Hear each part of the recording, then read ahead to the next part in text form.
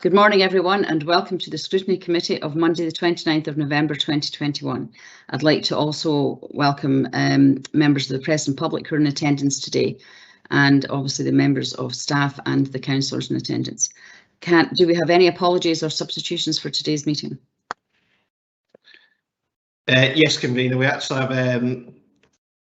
We've got 4 apologies. We've got apologies from Councillor Parrott, Councillor Harry Coates, Councillor McDade and Councillor Wilson. We have Councillors Peter Barrett and Councillor Bailey substituting for Councillors Wilson and McDade respectively. Thank you, Danny, and welcome Councillors Councillors Bailey and Barrett. You're very welcome. Are there any declarations of interest on today's agenda?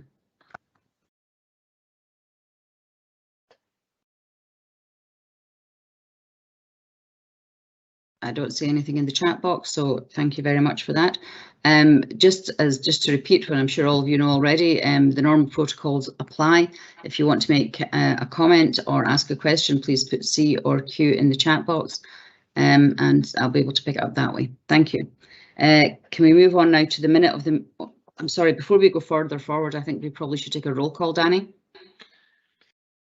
Yes, happy to do so, convener. Thank you. So when I call your name, you can just let me know if you're present. So we'll start with our 2 substitutes. Councillor Bailey. Present. Okay, and Councillor Peter Barrett. Present. Thank you. Councillor Liz Barrett. Present.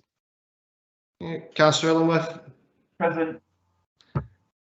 Councillor Jarvis. Here. Councillor Massey. Present. Convener, we've heard from yourself, so Councillor Reid. Present. Councillor Sarwar. Present. Councillor Smith. Present. And Councillor Stewart. Present. Thank you. That should be everyone here. Thank you, convener. Thank you, Danny. Can we move on now to item 3 on the agenda, which is the minute of the Scrutiny Committee of the 15th September 2021. Can I ask members if we can agree that minute, please?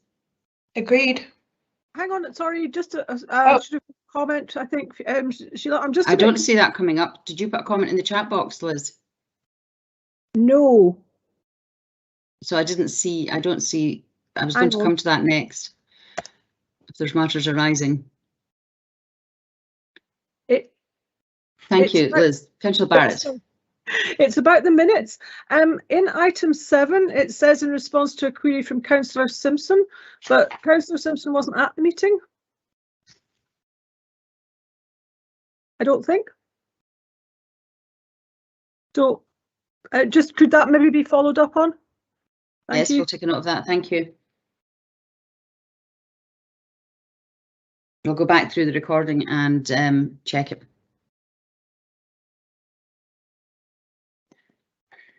Okay. Can we agree the minute then? Agreed. Thank you. I have one matter arising from the minute that I just want to give an update on today, if I may. Is specifically around the scrutiny reviews that members quite rightly ask about. And for the matter of the public record, I want to let you know that we have made some progress internally, and we have I've issued a note out to members of the committee in the last few days to basically say that these reviews will go ahead quite expeditiously, we hope. Having undertaken some quite a lot of consultation with officers, we are going to follow what's called a light scrutiny review in the first instance for both of these reviews. Review panels will be set up next week at some point, and that the scope of these reviews have been agreed. The Abernight School review will follow quite closely on the request that was made by elected members in the first place in terms of the scope of the review. It will be looking at the decision-making process that resulted in the approval to proceed with the judicial review and the role of elected members in that decision-making process. It will look at communications with Lifelong Learning Committee on the decision to proceed with the judicial review and the full cost associated with that review. Out of scope will be the role and decisions of the Scottish Government and the School Closure Review Panel. Regarding the disbursement of funds from community groups under emergency measures, a review of the decision-making process and governance of community groups in their disbursement of funds under emergency measures will be in scope, as will the role of elected members in that process. Out of scope is the Council's governance on the use of emergency powers. That really follows exactly what was asked for when we were asked to look at the reviews. The light scrutiny review will offer members the opportunity, should they wish, to proceed to a full scrutiny review if they think that is appropriate. The review panels will meet in private initially, but the outcomes of their deliberations will be in public, are likely to be in public. But that is a decision for the review panel to make. I have a question I see from Councillor Bailey on this. Thank you, Convener, and I'm very happy to hear that these are now proceeding.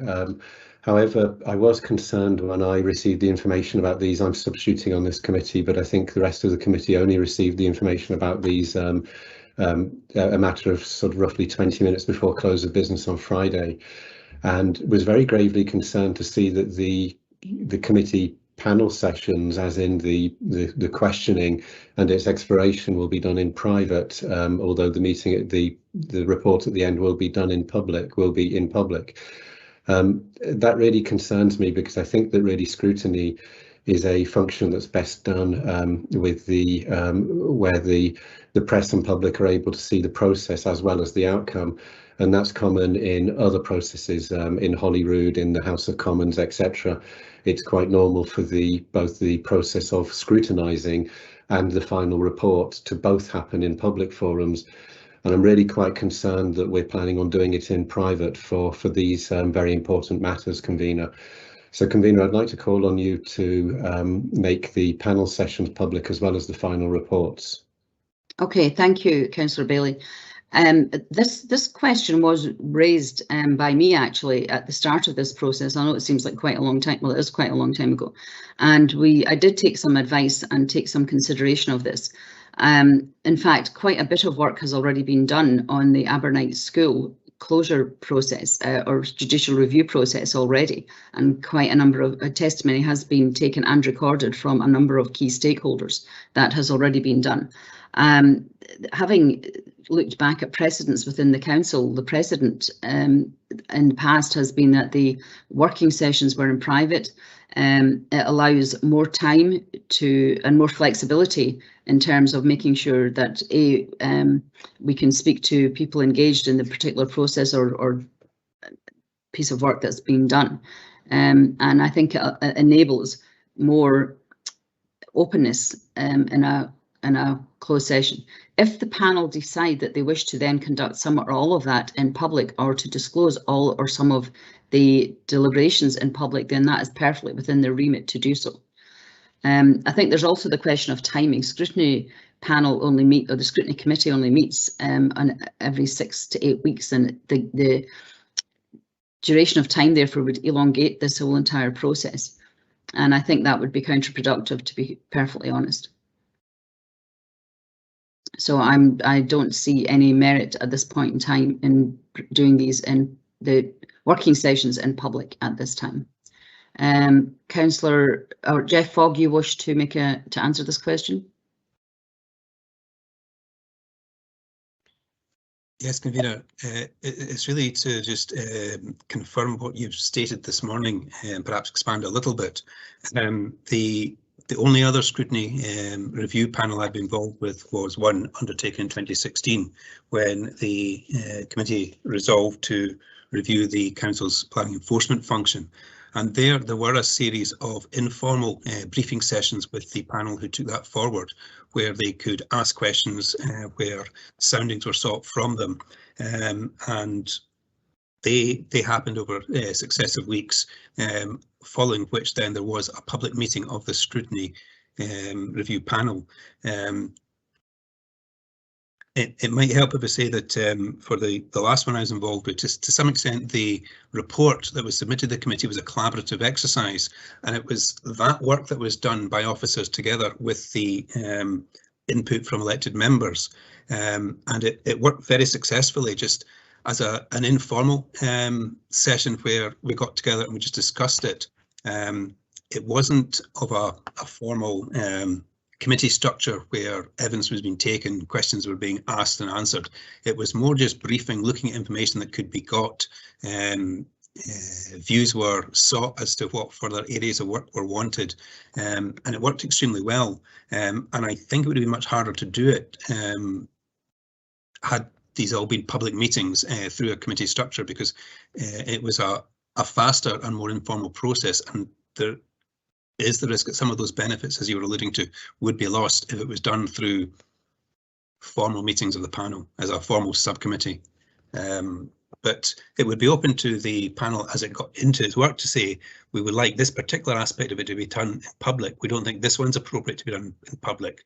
But otherwise, it's just a case of getting on with the job collectively to get to the agreed end. And that's why I think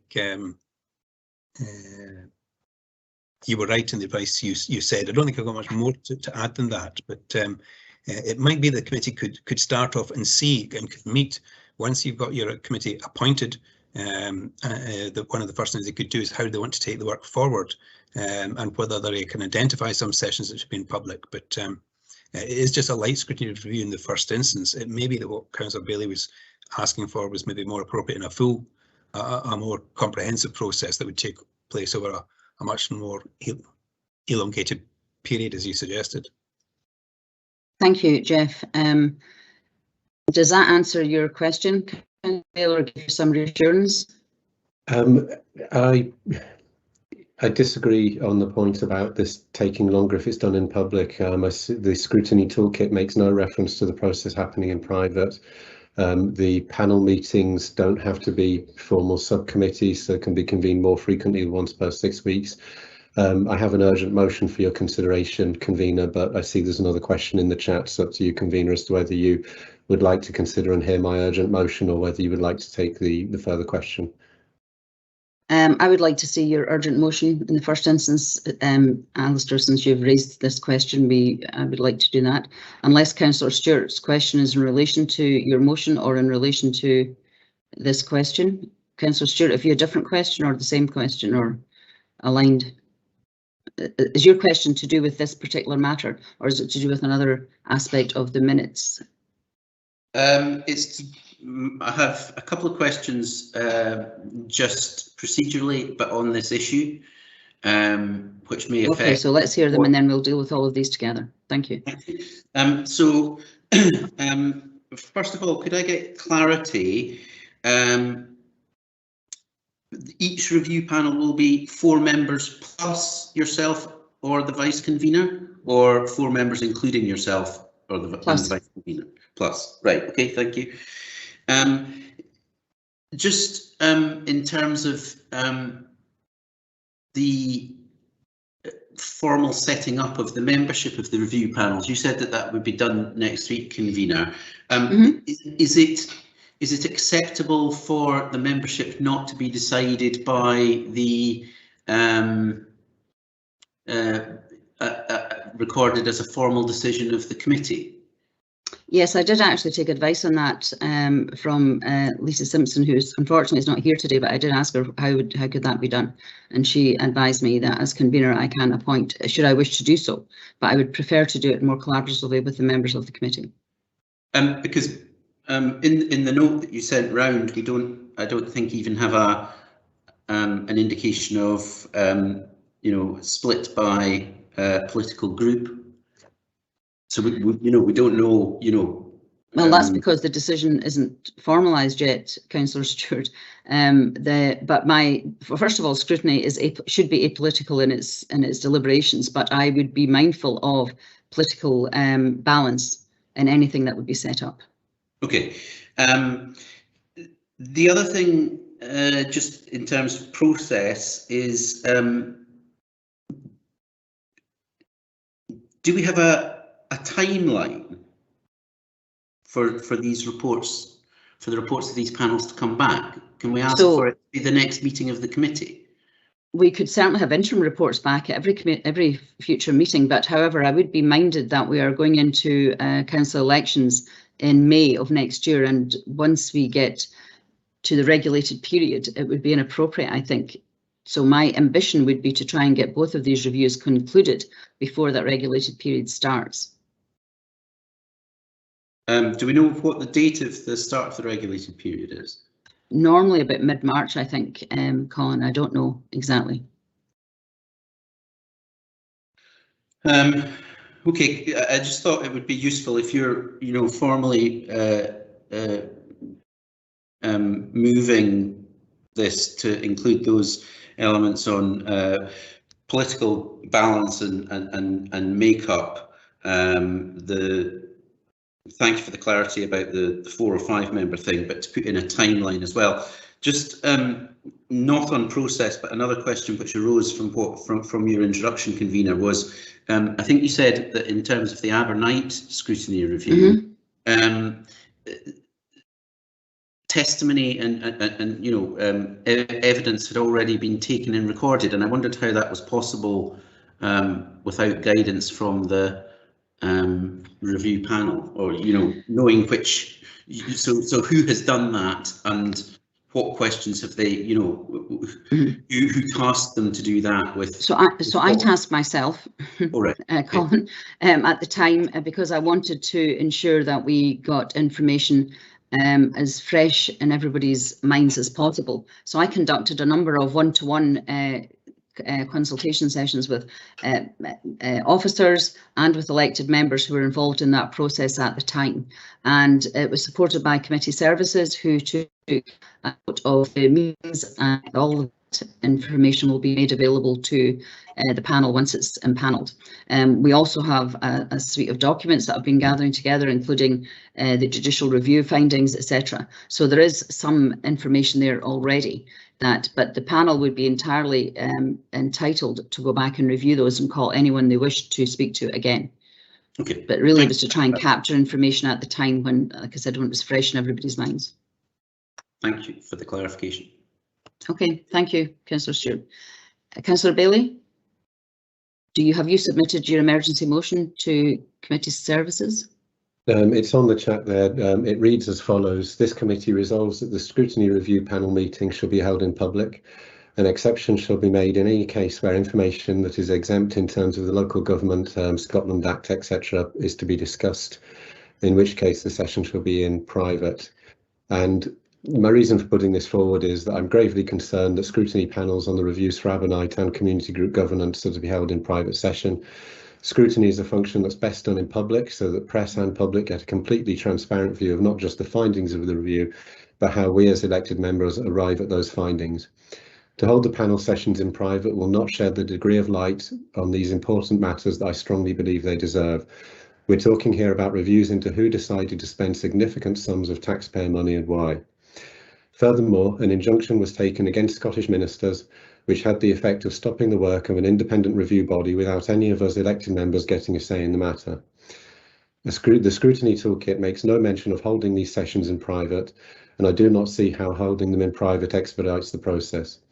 I'm therefore making this request for transparency and accountability, and I call on other members of this chamber to support me in doing so. Thank you, convener. Thank you, Councillor Bailey. Do you have a seconder for this motion? Is anyone happy to second my motion?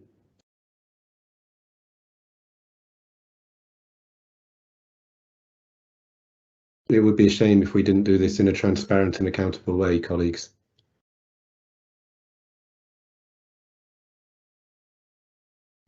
Mr. Fogg, if there is no seconder for this motion, oh, we have one, sorry. Thank you, Councillor Stewart. Councillor Stewart has seconded it. Thank you, Councillor Stewart. In that case, is there, if there are no amendments, are there any amendments to this motion?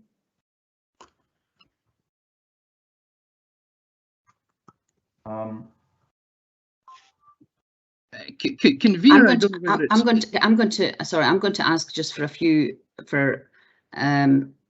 minute's recess so I can consult with Mr. Fogg on this, if I may.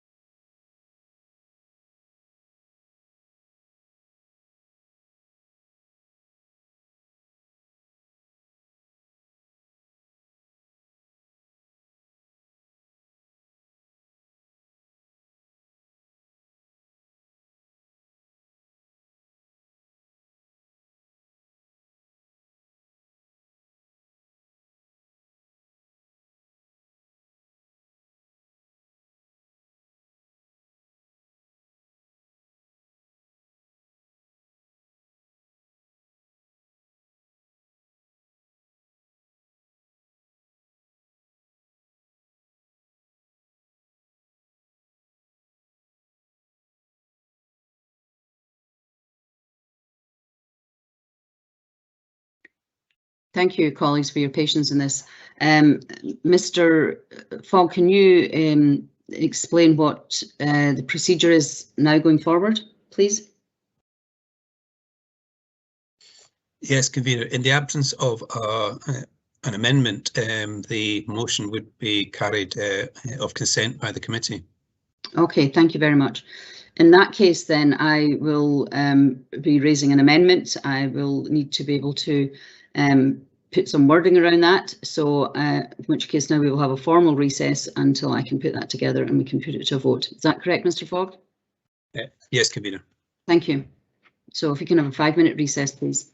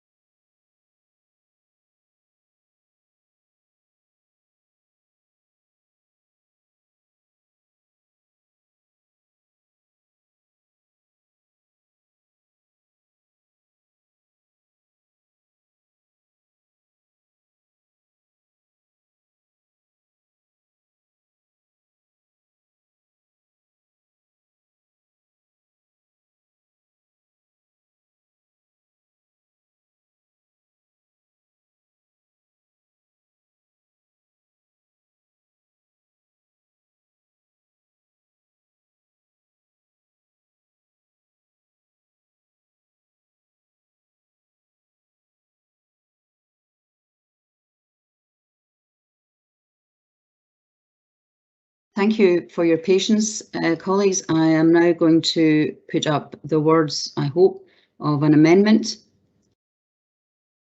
There's one spelling typo there, which will ask for the scrutiny reviews into the process and cost of the judicial review into Abernight school closure and the process for the disbursement of funds by community groups under emergency measures be conducted in private, with the review panels having the discretion to hold any or all of their work in public. So I'm putting forward that amendment. Do I have a seconder for that, please? Happy to second, Chair. Thank you, Councillor Sarwar.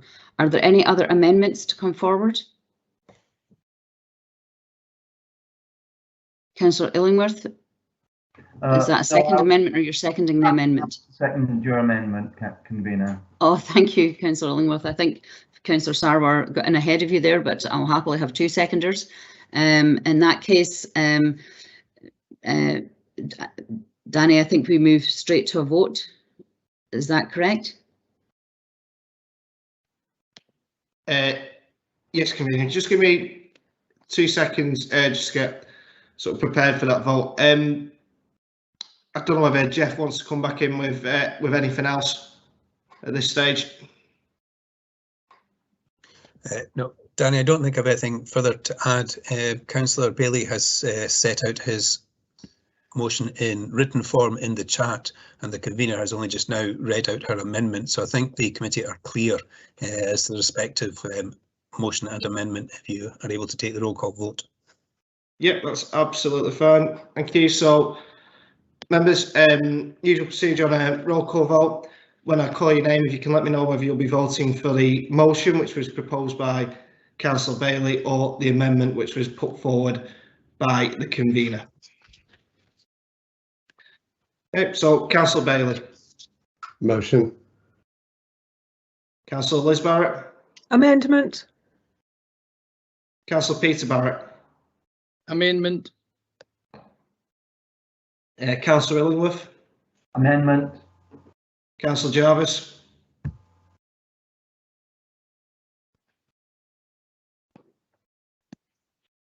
Amendment. Sorry, thank you. Was that amendment? Sorry, Councillor Jarvis, just to confirm. It was. Thank you. Councillor Massey. Amendment. Councillor McCall. Amendment. Councillor Reid. Amendment. Councillor Sarwar. Amendment. Councillor Smith. Amendment. And Councillor Stewart.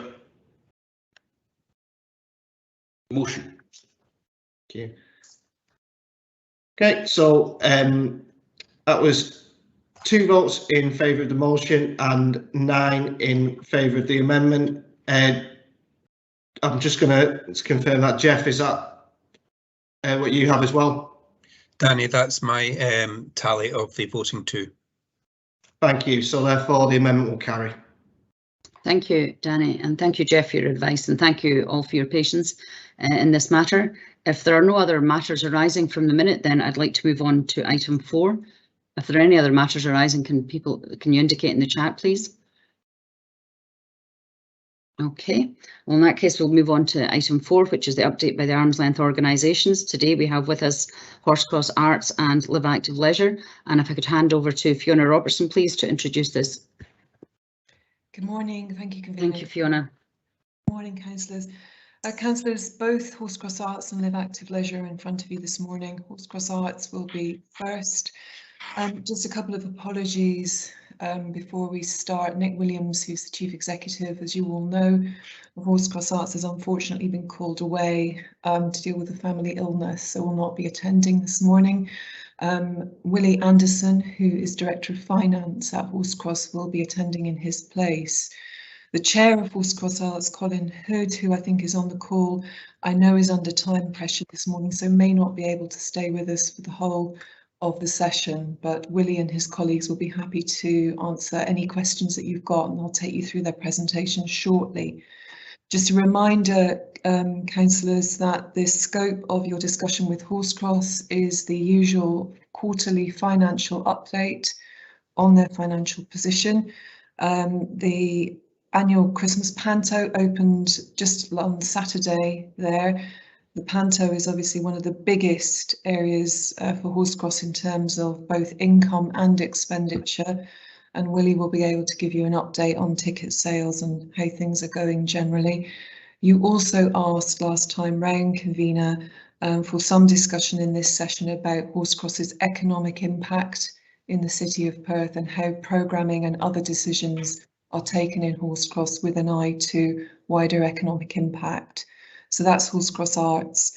After you've finished your session with Horsecross, we'll hand over to Paul Cromwell and David McElhose, I think, from Live Active Leisure. The scope of your session with Live Active is their contribution to health and well-being in its widest sense, perhaps with a particular focus on the activities of Live Active during the pandemic and in the period since the pandemic. I would just like to take this opportunity, convener, to extend my thanks again to Live Active Leisure colleagues who have worked tirelessly during COVID and since to turn over their buildings and staff and other resources for us to deliver the mass vaccination programme and other services to vulnerable people. Your focus with Live Active, is also on the contribution of active schools and community sports hubs in terms of young people's achievement, wider achievement and attainment, and again a particular focus on what Live Active were doing and have continued to do in their work with young people during COVID and the period thereafter. And finally, you will probably want to ask Paul and David a little bit about the plans that were unveiled by Lal recently to develop a new fitness group and gym fitness offer at Bell's Sports Centre, which does necessitate some changes to services, including the future of Rodney Set Fitness Centre, and I'm sure you'll have some questions about that. So that's the background and context, convener, and I'll hand over now to Willie and I think Colin from Horsecross.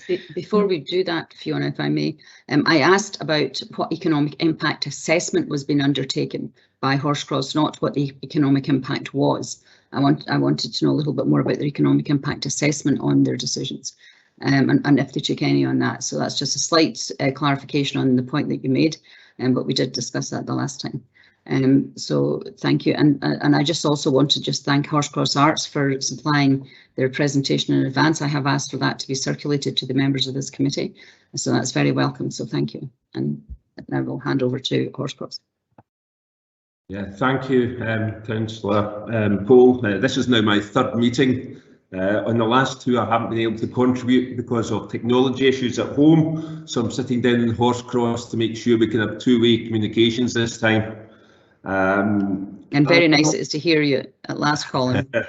An update on Nick's situation. His mother has since died yesterday. So our thoughts go to Nick and his family. But we do have a good B team here. We've got Chris Glasgow with us, who's a recent appointee, Head of External Relations, and he'll take us through a lot of the activities we've been putting on as we recover from COVID. As Fiona said, we're looking at three items here: our normal financial reporting, a rebuilding post-COVID, and the management and assessment of our economic impact. If we could just move on to our next slide.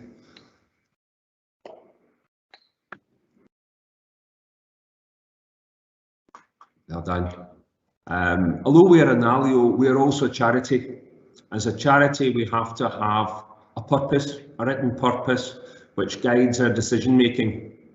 I've tried to synthesise that purpose into what we call the 3 E's: emotional well-being of our community, education, particularly of our young, and the economic impact of our activities on our community and businesses.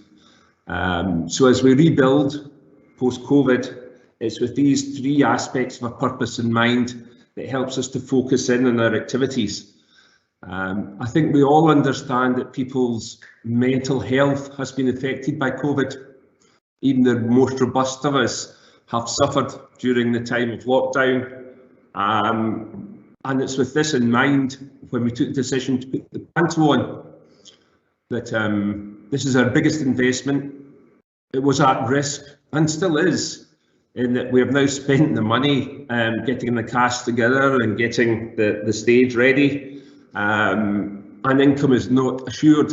But we felt that with our purpose of emotional well-being to the fore, that we really had to put a panto on. You know, after so many months of lockdown and restrictions, we felt that putting on a big promotion full of light, colour and song and dance would help our community to begin to think that normality wasn't far away. And in education, you know, our young people have suffered greatly during this pandemic with substandard education. We, with our skills and assets that we have here, can help out, particularly with the disadvantaged, and there's a programme of that in place now, in which we'll have to enhance. Those first two E's, I think as we move forward, we have to start getting very close to the professionals in mental health and in education to see how much more we can do. Our funders in this area, the likes of Ganachie Trust, who fund us on additionality, I think also will have the same issues in their mind and will be prepared to help us to fund these activities. Lastly, on economic impact, one of the big sectors that's been affected badly by the pandemic is the hospitality trade. And they tell us in Perth here that when we're busy, they're busy. So it was up to us to get our two assets as full as possible, as quickly as possible. And Chris will take you through just what the tendencies have been like. But on a good night, we can attract 1,700 people into Perth City. And when they come, a lot of them spend additional money. This is one area that we're particularly focused on, in that it's not just about bringing people into the centre for a performance. We have to look further afield to see if we can bring people in from a wider audience so that they'll stay in the city and that way contribute more and perhaps visit other venues. Also, our concert hall where we're sitting today is also a conference centre.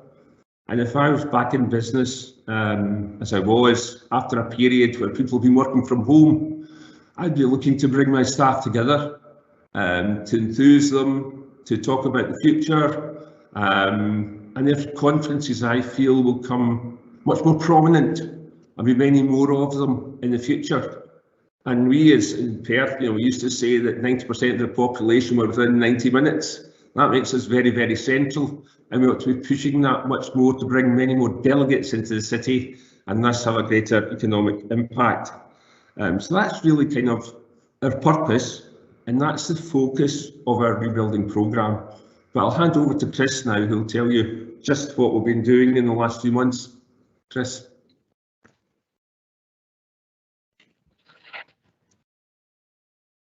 Thank you, Colin, and good morning, everyone.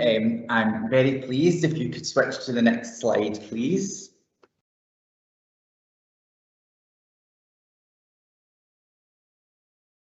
Very pleased to report that since reopening in September, we've delivered 100 events to date. We will deliver 181 in total by the end of the year, and the attendance rates that we're seeing at the moment are 20% higher when compared with the same period in 2019.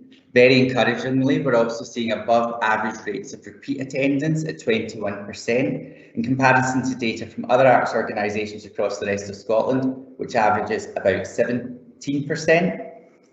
Last minute sales are still a feature, with 31% of bookings happening within 2 weeks of the event itself. However, average ticket yield is considerably higher than in 2019, 20% compared to our own autumn 2019 season, and the average ticket spend is about £21.60 per head, which is also 9% higher than audiences in other arts organisations across the rest of Scotland. Group sizes, however, are dramatically down, which is not surprising post post-lockdown. Most people are attending in twos, and on the sales front, some caution is required given that roughly 10,000 of the ticket sales from autumn 2021 have been brought forward for rescheduled events. As Fiona said, Panto got off to a great start at the weekend, where COVID has probably had the biggest impact in terms of groups is specifically in relation to Panto. So at the moment our school bookings are down 33% and other group bookings are down 36%, with significant concern being expressed by schools on how to manage the trips safely. Demographic understanding of our audiences is growing considerably. We're using Audience Finder, which is ministered by the Audience Agency and Creative Scotland. And from that, we know that about 95% of our audiences are in demographics that want to engage with the wider city offer. That's essential to their attendance at our events. 98% predominantly this season are from postcodes PH1 to PH3, with about an average drive time of 24 minutes to our venues, and 31% are reliant on public transport to spend to get into the city. On the economic impact of our audiences and their engagement with local businesses, we do still have further work to do, but we're in a position now that we know the data we need to gather from those audiences in order to be able to conduct that assessment. And on the conferences front, it's a mix of projections and actuals in terms of attendances, but so far actual attendance is above our estimates, given that we were not able to do very much in the first half of the year. And I'm very pleased to report that at the beginning of the month we had a new client, which was the Scottish Agri-Tourism Conference, who've already confirmed for next year. Next slide, please. On the learning and engagement front, our work with schools has become increasingly targeted over the course of the pandemic. Since July, 47% of the schools that we work with are in locations ranked 1 to 3 on the Scottish Index of Multiple Deprivation, serving communities in 5% of the most deprived data zones in Scotland. Gig on a Truck since July toured to 55 locations, engaging with those schools, plus other local communities and care homes. Most recently, we worked with 2 primary schools in Perth and 4 in Glasgow in partnership with the National Theatre of Scotland and Citizens Theatre on a project called Little Amal for COP26, and those children from Perthshire walked a giant Syrian puppet replicating a refugee who travelled here, who was displaced because of climate change, walked the puppet along the banks of the Clyde to COP26 in Glasgow, and it was featured on BBC Reporting Scotland. And also in terms of regular activity, Perth Youth Theatre has resumed in person, and we now have over 100 young people meeting weekly back in our venues, preparing for our next main stage project, which is in partnership with St Johnstone in June. I'll now hand you over to Willie. Thank you. Hello members, apologies for the Heath Robinson appearance of the 3 of us here, but it'll become actually very obvious why that's happening. Next slide please. I'm going to give you a more traditional financial update as I have at recent scrutiny meetings, given the financial situation that you've encountered in past years. This is summary Q2 management accounts. Bottom right hand corner says we're doing better than expected, to the tune of 30,000. I think I would caution this by the fact, obviously to the end of September, we had done only a handful of shows in-house, and this is very much not business as usual. It's driven by the fact that we delayed our staffing recruitment process until we had reopened. And hence a number of the programme costs savings are in place as well.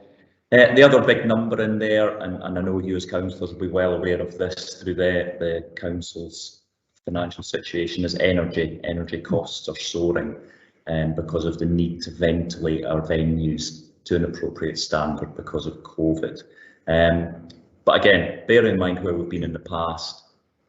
A good financial position. Can I have the next slide, please? I thought it appropriate at this time to do the best forecast we could to the end of the year. And again, if you look at the bottom right hand corner, we expect to do slightly better than budget. Again, that's mainly due to severe cost control, mainly on the staffing side, but also on the programming side, and that it just counteracts the large increase in energy costs. We did agree finally within Horsecross a budget for a surplus of 50,000 this year. That was only possible after the intervention through Creative Scotland from Performing Arts Venue Relief Fund Mark II. Prior to that, the initial draft budget had shown a potential deficit of 90,000. So the positive position is very much due to the external funding we've received from various agencies over the last year. As I say, I think I'd be very cautious for it to be seen to be a provider of similar forecasts. But what it has allowed us to do, we're in a stable financial position, and I really think I must stress that. And obviously for the members, that's the most important thing to note from where the organisation was. Word of caution, and it's in the last couple of bullet points there. One of the things that we've been aware of since joining the organisation is that Horsecross had not had any history of setting aside funds, probably because there wasn't the funds to set aside, for investment in its own internal equipment and infrastructure. I think it's maybe been a wee bit of an elephant in the room recently. Our current estimate is that we've probably got outstanding requirements which could be as much as 2 to 3 million, and that for the foreseeable future we will need to, in our revenue budget, set aside a substantial amount each year to make up that deficit. One of the aspects of that that's come to fruition already is the urgent need for IT investment, and part of the reason we're shuffling laptops about today is because the IT kit in this conference room isn't working perfectly. We had hoped that we could have nudged that investment into the new financial year. However, as we've switched things back on after the period of inactivity, a number of them are in a very much worse condition than we actually knew. So the board has actually agreed urgent IT upgrades in the new year of somewhere towards £100,000. Next slide, please. I think I would just leave you then with the financial challenges that we're going to face going forward. So as I've said, I think that the current financially stable position is due to some very good cost control and some very good, internal management, but also some very unique interventions from both local and national government in terms of funding. That's allowed us to get into a stable for now position. Looking ahead to 22-23, and these are not unique financial challenges, and I'm sure you will have heard and will hear them at wider council. But specifically for us, we've got a big wage inflation challenge because of the large rise in national living wage. Rightly or wrongly, a number of our staff are at or about that value. So that has a very real impact upon us and in differentials. We also have a wider staff body who have not had any meaningful salary change in 3 years. And obviously we'll be subject to the 1.25% increase in national insurance, as will everyone else. That all tops up to in excess of 150k. Our energy consumption, assuming that the need continues, will again be 70 odd k above pre-COVID days. Business rates, we've obviously benefited from 2 years of no rates. We of course get the 80% charity reduction, but we don't as yet get the 50, what for us amounts to 50k of potential rate relief. So at the moment we're expecting that to come back. We also reckon that assuming ongoing COVID stuff continues to happen, it probably costs us about £1,000 a week ahead of what would be normal. This is not just in terms of cleaning materials, it's in terms of cleaning regimes and increased staffing that we need, not just for those regimes, but also for our audience behaviour and audience management. So those increase in revenue costs alone are probably ahead of 300k next year. And again, I'll just mention the equipment legacy that we've inherited that's on the table. We're not sitting still. We have identified a number of mitigations to that. Chris, who you just heard, who's just joined us a few months ago, has already got plans in place for quite a major pricing review, and in terms of booking fees being a major aspect of that. And if any of you have been at the concert hall or the theatre in the last few months, you will have noticed the improved bar performance. And you should be getting served much quicker and much nicer. And again, there is a material financial impact that will come from that. We reckon those mitigations will come to about 160k. I'm just going to hand back to Colin then, just to sum up. Thanks again. Next slide, please.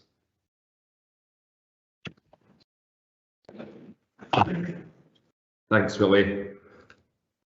I think in summary, you can see that we're already up and running post-COVID with a full range of activities.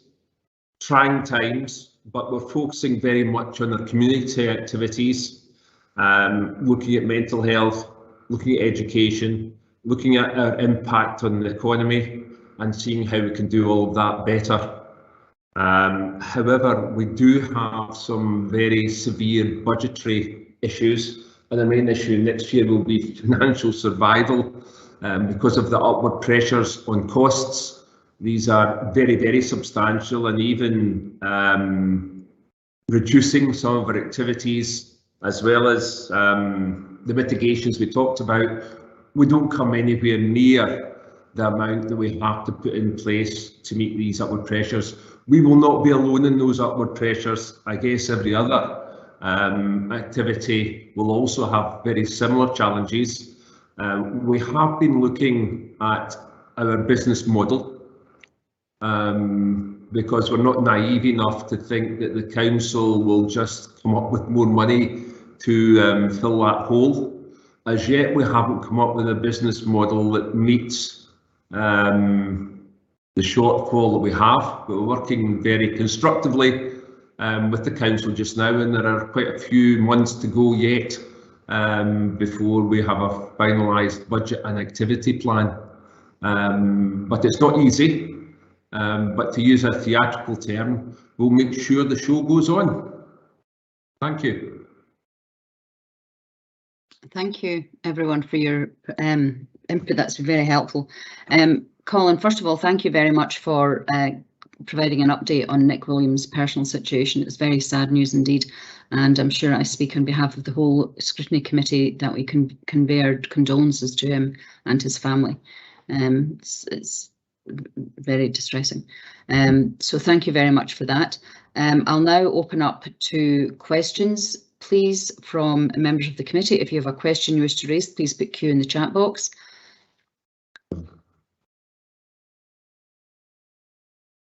While I'm waiting for questions to come flurrying in, Danny, I think I noticed earlier on that Councillor Jarvis had omitted to declare a declaration of interest as a member of the board of Horsecross. Lovely. Questions. Okay, so the first question is Councillor Sarwar. Thank you, Convener. Yeah, my question relates to the cost, the figures that you put up around equipment and infrastructure, and also the energy costs that you've talked about. And you mentioned the IT costs, and I'm presuming that that runs into the critical equipment replacement of 250k. But I just wondered if you could say a little bit more of how the figure of 2 to 3 million is reached and what goes into that. And also, I'm just wondering whether that relates to the financial costs of reaching net zero carbon, and how that relates to your rising energy costs. Thank you. Okay, I mean, there's two questions there. The replacement of what we call the IT equipment, it's not computers, It's mainly to do with the likes of sound and lighting controls. When these two buildings were built, they were very bespoke systems. They're now fairly elderly, particularly the one here in the conference centre. As I've found out, technology when it gets old lets you down, and the last thing we want is in the middle of a performance is for that equipment to fail. We're already finding, because it's bespoke equipment, that when other people come in with a show on, they find it very difficult to operate. So we really do have to look at a longer term plan to replace our lighting and audio controls and our Wi-Fi within the buildings. The work there doesn't get us to net zero. The lighting, which is our issue, really needs to be replaced as far as net zero is concerned. It's high consumption. Our capital replacement is for our equipment. The council still owns the buildings, and any capital replacement is then down to council. We're working very closely with your civil team to bring a programme. We now have a capital asset register, which allows us to look professionally at what our needs and requirements are. On the energy side, because of COVID, we have to ventilate the building much more than we used to have to do. The price of that energy, because we buy off of the council scheme, is set, and I don't think is subject to rising, which is good. It's the actual consumption that's the issue for us. It's just keeping these buildings as well ventilated as we can, and it's been prohibitively expensive to do that. Thank you. Does that answer your question, Fiona? Yeah, I believe that Fiona Robertson wanted to offer. I'm coming to that now in a moment. Okay, yes. Thank you. Yeah. Fiona, do you want to come in and provide a point of clarification? Yes, thanks, Convener. Only briefly to say Colin's covered the ground, but just to be clear for committee members, there is a formal agreement in place between the council and Horsecross about how the buildings are managed, which basically means we look after the fabric of the buildings and Horsecross deals with refurbishment and repair of key bits of kit, as Colin's alluded to, included things like lighting, sound decks, etc. There are capital refurb and replacement pressures for both these buildings. These are being identified by Stephen Crawford and myself in consultation with Horsecross colleagues, and that is being flagged up through the council's own capital programme. Fiona, on your question about reaching net zero, both these buildings will be considered as part of the council's wider programme to achieve net zero, looking at the priorities across the council estate as a whole. So there are issues and challenges, as Colin and Willie have alluded to there, but we will need to take decisions around what we invest in and when, in the context of our responsibilities across the estate as a whole. Thank you. Okay. Thanks, Convener. Thank you, Fiona. That's helpful. Councillor Liz Barrett, please. You have a question? Thank you, Convener, and thank you to Colin and everybody on the team for the report and the updates. It's very helpful. I just wanted to check, looking at the Q2 management accounts and the figure in there for other costs, and then you've got the 100k on IT equipment and other equipment that you're doing in January 2022. I take it that's included in the revised forecast to the end of this financial year. Yeah, I mean, ultimately, in terms of revenue budget, there's very little in there. Obviously, the cash flow item is a big number, but in terms of revenue impact, it's happening very late in the year. There'll be a tiny little depreciation element, and that is included in the revised forecast. So that's all in there, and just following on from Councillor Sarwar's question and the responses to that. So the 2 to 3 million that you're talking about is just for the kind of Horsecross side of equipment and infrastructure, and that doesn't help us sort out the issues with the building itself. That's over to PKC, is that right? Correct, and as Colin said, we're working very, and Fiona indeed, we're working very closely with PKC on the building issues. The infrastructure and equipment, it's a legacy of all the issues that happened before, but I think, you know, the members need to be aware that there is this additional issue that's not probably come to the public fore before, that we need to, you know, as trustees and management here, deal with. We can't leave it any longer. Thank you very much. Thank you, Councillor Barrett, and thank you for that response. I don't see any other questions in the chat box, so I have a couple of questions. The first one is in the post-COVID participant overview, and particularly around the Perth Youth Theatre. I'm just wondering what outreach has been made to children who are not in mainstream education, for example, children with learning disabilities or with other sensory impairments, to try and make available to them the same facilities and the same opportunities that are available to children in mainstream education. So that's my first question, if I can get an answer to that one. At the moment, just as part of rebuilding, the focus has been on returning members to Perth Youth Theatre and on young people in areas of socio-economic deprivation, and also care experienced young people. However, plans will be put in place for next year to work with young people with different accessibility requirements. There's just not been the capacity at this stage. However, we have just recruited a new producer to our learning and engagement team, and are in the process of recruiting a second at the moment in order to be able to increase that capacity so that we can do more for all young people within the community. That's very welcome to hear. Thank you. And I look forward to a future meeting to getting an update on where that work is going. That would be very helpful. My second question really actually is about the equipment that you say you need to replace. And I'm particularly interested in lighting and sound equipment. Do some artists bring their own, or do we provide a full turnkey service to visiting artists? It's a mixture. You know, some of them, the more major artists, may want to bring their own bespoke kit, and similarly, many of your, you know, lower standard or lower in the hierarchy artists may not have the ability to have all that stuff, and so we provide it. And not let us lose sight of the fact that an awful lot of this kit is required for our ability to host conferencing in the city as well. So it's not just the event scenario, it's conferencing as well. We've invested in some software which is literally tracking every item as we speak, and it will assess its lifespan, its replacement cost, and all that kind of stuff.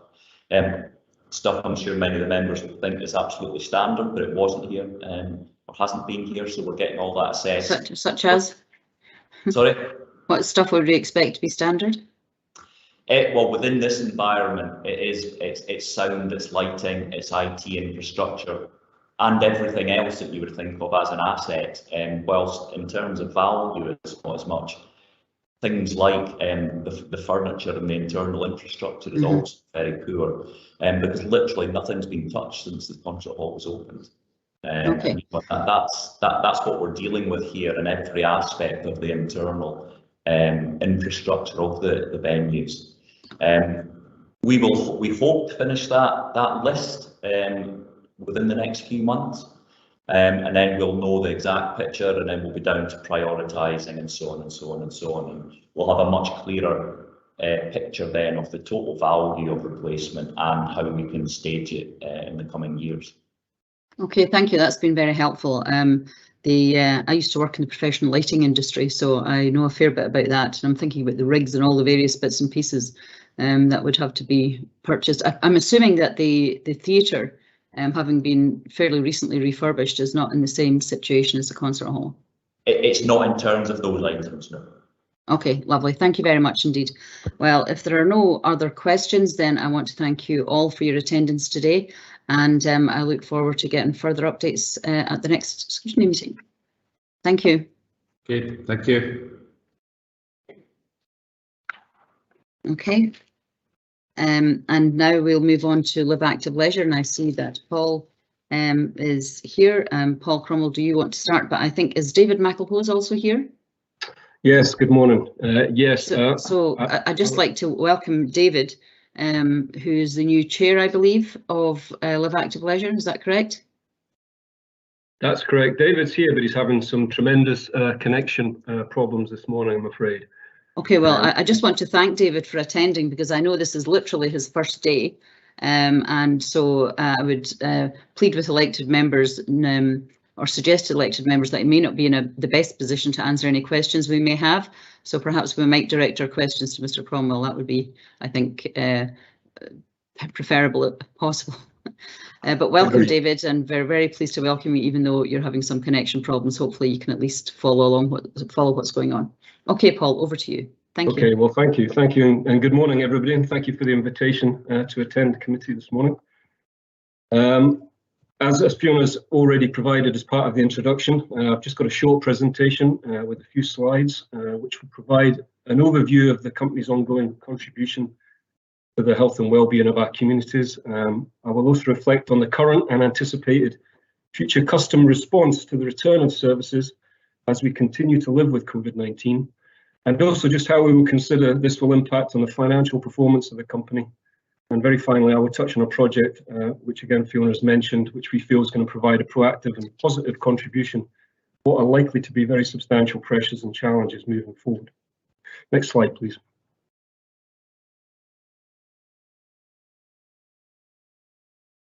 Excuse me. Okay, well, the company's vision is to be the provider of choice in Perth and Kinross for everybody to live active lives. And we do that through a range of services we provide across P&K. Not just those activities that we provide in the built infrastructure of our leisure venues and community campuses, but also through the work of our active schools and our wellbeing and community sports teams. But before I touch on these areas, I think it is important to mention the wider role that Fiona has already mentioned, that Live Active Leisure have and continue to provide during this public health crisis. Getting food to the most vulnerable in our communities has been a social priority for local authorities during this time, and Live Active Leisure provided both venues and sports staff teams at Bell Sports Centre and a number of other community halls to facilitate a speedy response to support these essential projects. Working with the local authority and NHS to support the national vaccine rollout has been another significant project for the company this year. The Jewess Centre, Live Active Atholl and Pitlochry and Blairgowrie Town Hall identified as vaccine centres. Live Active Leisure venues and staff teams have been integral to the success of the vaccine rollout in Perth and Kinross. Both of these projects, in my view, highlight the importance of the built infrastructure in our communities, but also the positive and flexible attitude of our staff teams to support, respond and help communities when needed. And again, I'm thankful for Fiona's positive comments around this at the start of the meeting. Venue provision. Venue provision is obviously vital to our community's health and well-being. It provides the universal offer in terms of health and well-being. We know the value that communities have for access to sport and leisure activities and facilities, and against a backdrop of financial challenge and uncertainty, the company's board of directors have remained committed to reopening venues across P&K. Company reserves were allocated to ensure that venues could reopen at the earliest opportunity and in line with government guidance. And where these facilities were part of an educational establishment which operate with different guidance, we have worked with council colleagues closely to ensure that community access arrangements were a priority. The closure of Perth Leisure Pool due to the devastating flood in August 2020 provided a further challenge to community access, and it was a real boost for everybody that we managed to deliver the reopening of the pool within 2 weeks of the original target date, which, given the complexities of the last year, has to be seen as a great success. During its closure, everything was done, of course, to prioritise and deliver both children's swimming lessons, an absolute essential life skill, and club swimming at one of our alternative pools. Although some limited restrictions remain, as already mentioned, all major venues across Perth and Kinross have reopened and continue to recover and deliver activities for our communities. Next slide, please.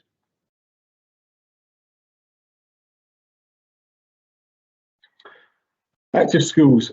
So key actions for Active Schools coordinators supporting young people during and post-COVID have been agreed with the PKC steering group for physical education, physical activity and sport. There is a whole range of evidence that taking part in physical activity can have a profound and positive impact on mental well-being. Emerging evidence suggests that those living in poverty have been hardest hit by the pandemic. And whilst the Active Schools service remains universal in its provision, it is underpinned by inclusion and equity. And the team remain committed to working with schools to support their approaches to health and wellbeing, contributing to closing the poverty-related attainment gap. In line with Sports Scotland's conditions, the priority for Active Schools is to support schools in their return to volunteer-led extracurricular school sport. Given some of the current challenges, which we have and continue to be, particularly in schools, Active Schools coordinators are currently supporting young people in the following ways. Supporting young people to develop skills for learning, skills for life and skills for work through delivery of sports and dance leadership qualifications during school holidays. Active Schools coordinators delivered 6 sports and dance leader courses, each lasting a full week to 46 pupils aged 14 plus from across all P&K secondary schools. Following attendance at the course, pupils must undertake some volunteering in school or community sport in order to complete, upon which they are awarded either 5 or 6 SCQF credit points.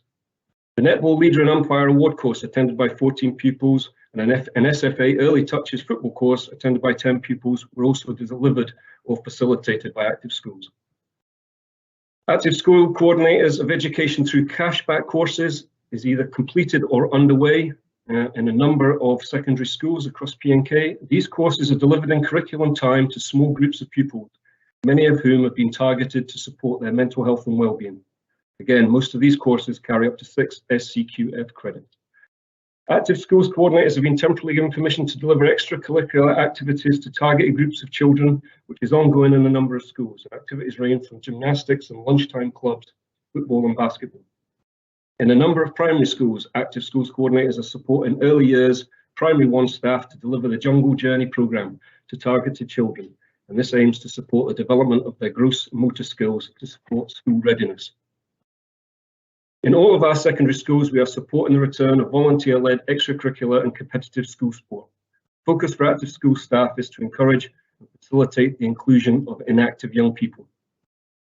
At Blairgowrie High School, Perth Grammar, Kinross High School and Crieff High School, Active Schools coordinators are working in partnership with youth work, community link workers and attendance officers to deliver weekly sport and activity opportunities directly to young carers and/or targeted young people who have been referred by integrated teams. Delivery of playground leader training to primary 6 and 7 children aimed at supporting schools and empowering children to ensure that playground is a happy and active place for all children. There was some money that we received through Scottish Government, Get Into Summer, £10,000 of that was funded, enabled 442 children and young to take part in a wide range of programmes across the authority. Activities range from mountain biking and climbing to tennis and multisport. In many cases, personal play equipment such as bats, balls, skipping ropes were provided to children and families. Some of these projects were delivered in collaboration with community link workers and food banks, and all the children, and in some cases families, took part were targeted. In addition, and finally, a number of Active School staff have successfully applied for funding to support delivery of numerous local projects. Examples include £450 for provision of paddleboarding equipment to enable Perth Grammar pupils to take part at Willowgate, £9,000 for 3 projects in Highland Perthshire, ranging from supporting the development of young sports ambassadors, provision of bikes to ensure that all children have their own bike. £4,000 for volunteers in Crieff to undertake training to help them deliver sports and activities, and D1 minibus driver training so that transportation is possible to provide more opportunities. Thank you. Next slide, please. Sorry, I have actually jumped ahead. Could you go back one? Community sport. Our Community Sport Hub officers are part of our wider sports development team, and throughout the last 18 months they have worked on a range of projects to provide support to communities, people, organisations involved in sport across Perth and Kinross. Funding support. Throughout the last 12 to 18 months, our sport team have provided a great deal of financial support and advice to community clubs and hubs to support the COVID response and recovery. Provided this support has directly and indirectly impacted on children and young people and their ability to participate in sport. We've handed out some grants, a range of different grants, utilising funding from the Garnicky Trust, ring-fenced for targeting community need and making sport accessible for all. Our LAL sports team developed COVID-19 recovery grants for local clubs. We were aware through community engagement that sports clubs across P&K, like many organisations, had been impacted financially by COVID-19. We developed criteria to provide small grants to clubs to assist them through this. What could be a difficult phased return to their sport, we had 3 streams available, with clubs able to apply for a maximum of £500. We had the COVID-19 Start Back Fund of £250. Clubs could apply for funding to help them restart and cope with the additional immediate pressures that existed as a result of COVID-19 and the phased return of sport. And this was used to purchasing essential items, training equipment, cleaning materials, etc., to adhere to the increased hygiene rules. Number 2 was our COVID-19 Hardship Fund of £250. Clubs could apply for funding to support individual member or club finances that had been negatively impacted by COVID, e.g. providing scholarships to children or adults who are unable to pay for club membership fees or supporting future facility booking costs for club training.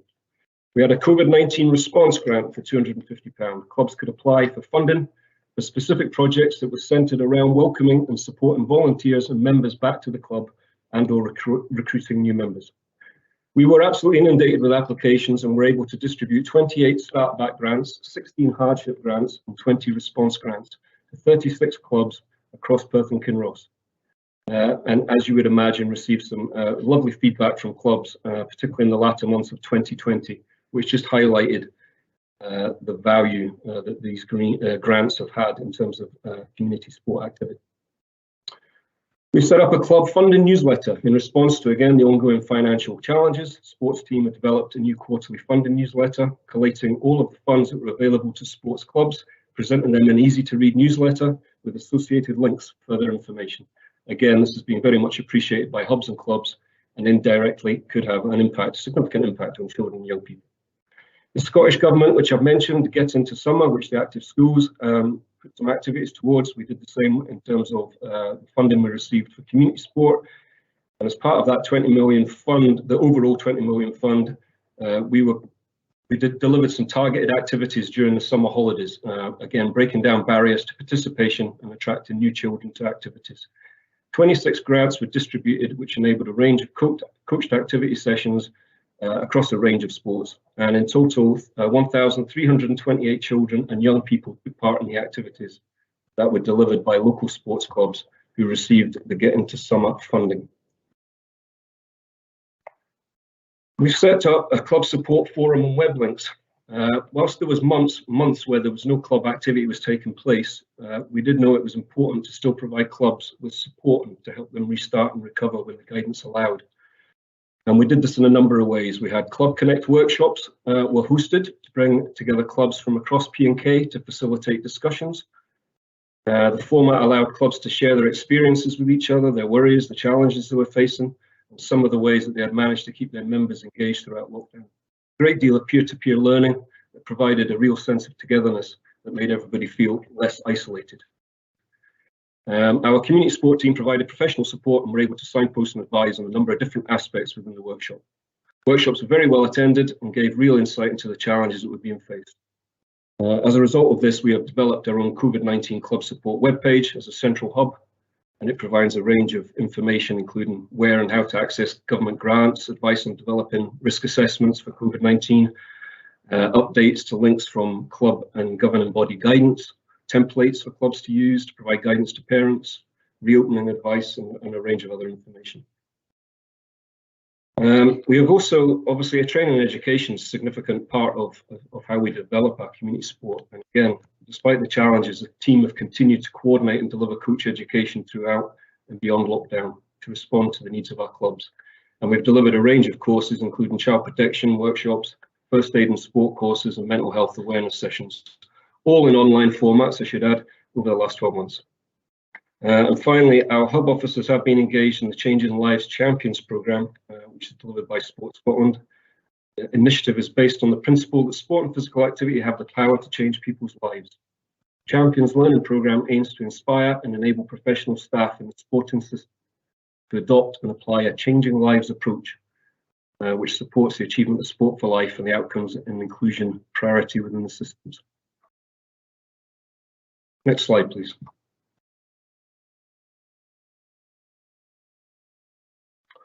A wellbeing team. So again, over and above our mainstream offer across our communities, we have an LAL wellbeing team, which is really delivered through a blended funding model, and they coordinate a range of bespoke activities and opportunities that target those who are the more vulnerable in our society and less likely to engage in physical activity. So in collaboration with the Perth and Kinross Social Care Partnership, we are developing a physical activity pathway across P&K to ensure that there is a graded physical activity development continuum that allows anybody to engage in physical activity regardless of their ability. Each individual should also have the opportunity to progress along this continuum within their own geographical area. So I'll just go through these, but what they do is they link. So the care at home is the first part of the link. So we receive funding from Health and Social Care Partnership to deliver this service. Individuals are referred to Live Active who are currently receiving care at home via social services advice. Our wellbeing coordinators will visit each referred client within their own home to create a personalised exercise programme based on individual needs, limitations and wishes. 10 visits are programmed in, and clients are encouraged to continue to do their exercises between visits. Many clients can only do exercises in a seated position, but we have already had some fantastic results that indicate that even for those who have real mobility issues, there is a benefit to clients who receive this service. Up to Q2 of this year, our wellbeing coordinators have received 72 referrals and made 173 visits. In a number of cases at the end of the intervention, individuals feel confident to move to another part of the physical activity pathway, which would be the one-to-one body walks. For others, it is simply continuing with their home exercise program to improve their strength, mobility and confidence. We also deliver in other care environments, including care homes, sheltered housing complexes, where our staff deliver group activity sessions to support those living in these establishments. There is also a commitment from LAL to upskill and educate those working within care environments so that they can encourage activity between group or individual sessions. Up to Q2, we have been into 13 care homes, had 2,000 plus attendances at group care home activity and delivered 8 training sessions to care staff. Moving on to the next stage would be the one-to-one body walks, and this is a brand new service. Again, this is funded through a Pass for All Smarter Choices, Smart Places Fund. So we have a one-to-one body walking project, and it targets those who have become inactive and isolated as a result of the pandemic. It's a stage before our existing health walks, which I'll come to, which is the Strive for Life walks, and a great follow-on from our care at home work. Our buddy walks offer one-to-one support for those looking to start their activity journey. Again, referrals are received for this, and our coordinator meets clients from their front door. The length of walk is dictated by the needs and ability of the individual, and the intention is to build on this as the weeks progress. At the end of Q2, this brand new service had received around 20 referrals. Strive for Life walks, which many of you will know, we've obviously delivered these for a number of years. We deliver walks across P&K, and it's very much around the health walk model. The programme is volunteer-led, encourage the less physically active to engage in exercise. In a year where walking has obviously been the activity that's become the go-to for many, our walking groups have proved to be a lifeline for our regulars when they were able to resume. Whilst many participants were still able to walk individually, obviously this was not possible for a significant part of the year. But again, and part of our remit is obviously training up experienced volunteers to become more experienced in terms of being walk leaders. Again, up to Q2 of this year, attendance figures at our 20 Strive for Life walks is 3,860. The next stage is people develop. If individuals are looking for a bit more structure to their exercise, then we have the options of wellbeing classes, gym sessions within each locality. And we offer a range of classes, including social circuits, aqua circuits, strength and balance classes, chair-based aerobics, all of which offer a gentle introduction to group exercise.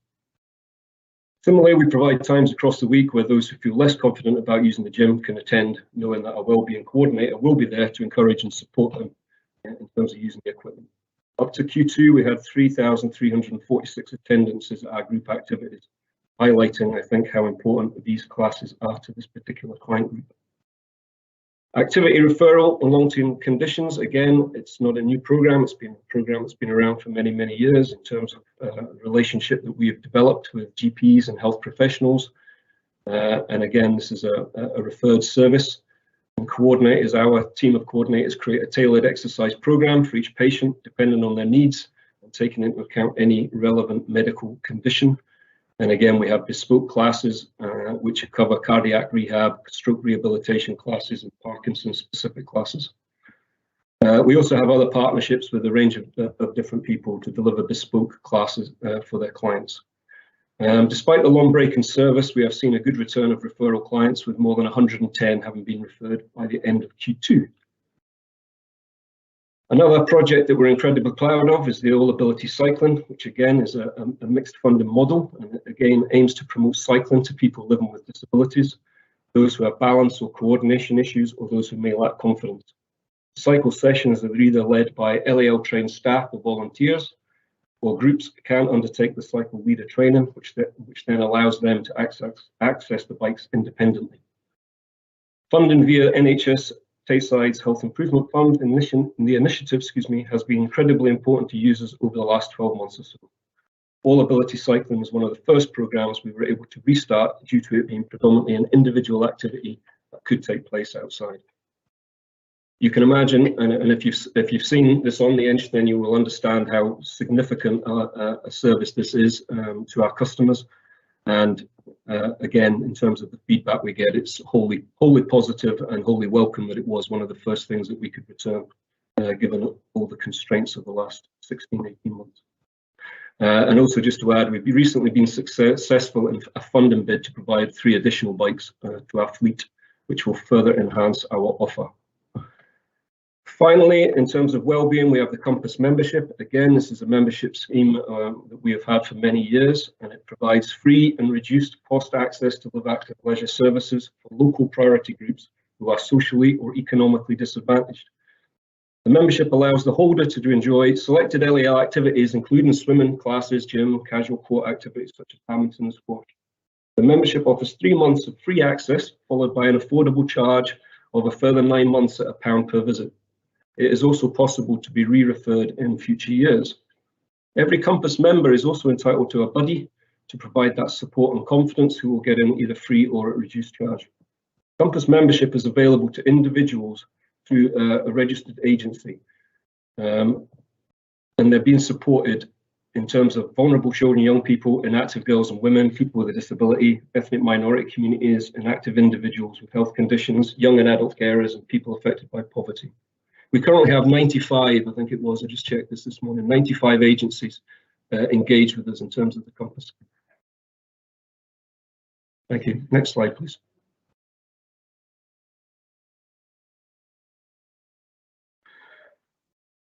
Having listened to Horse Cross's presentation, obviously there's a lot that mirrors in terms of ourselves and probably every other business at the moment. Financial challenge that we have are considerable. It's nothing new, let's be honest. The reduced public finance has been the norm for many years before the emergence of COVID-19. And so this has historically had impact on the delivery of services. But of course, COVID has exacerbated this position. I have previously reported that there has been no specific leisure industry COVID financial support being introduced by government, and this position has remained the case. Customer income, as you will all appreciate, is crucial to the company's financial health, and therefore growing customer return levels and understanding the predicted levels in the future is both important but incredibly challenging.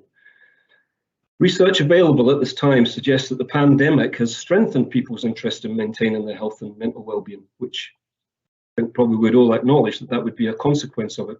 However, the research that we have at the moment also suggests that customer returns to sport and leisure venues and services to pre-COVID levels could be quite slow, and it could take up to 3 to 4 years, with a drop estimated between 15 and 28% anticipated during this period. In the context of this financial year and where we're at the moment, we are currently at approximately 50% of our income. This figure itself is quite challenging to use as a guide to recovery, mainly given that we have not yet had any reasonable period of typical venue operations. Perth Leisure Pool, as you know, has only just recently reopened. We still have some restrictions in place at campuses, and as previously mentioned, vaccine centres are continuing to operate at 2 of our venues. However, on the basis of our current position and the indicated research provided, we are inevitably predicting a deficit position this financial year. As previously mentioned, the company's board of directors, in anticipation of this position, have allocated reserves to provide financial support during this vital initial recovery phase.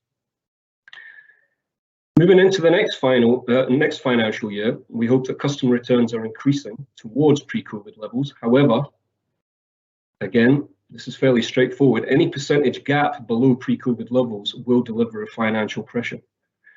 In addition, expenditure costs are predicted to increase with rising inflation, which will impact across all aspects of our operations.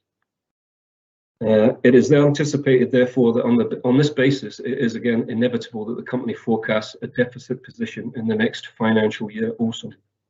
The details of this are currently being finalised and discussed with Perth and Kinross Council in preparation for budget consideration in February next year.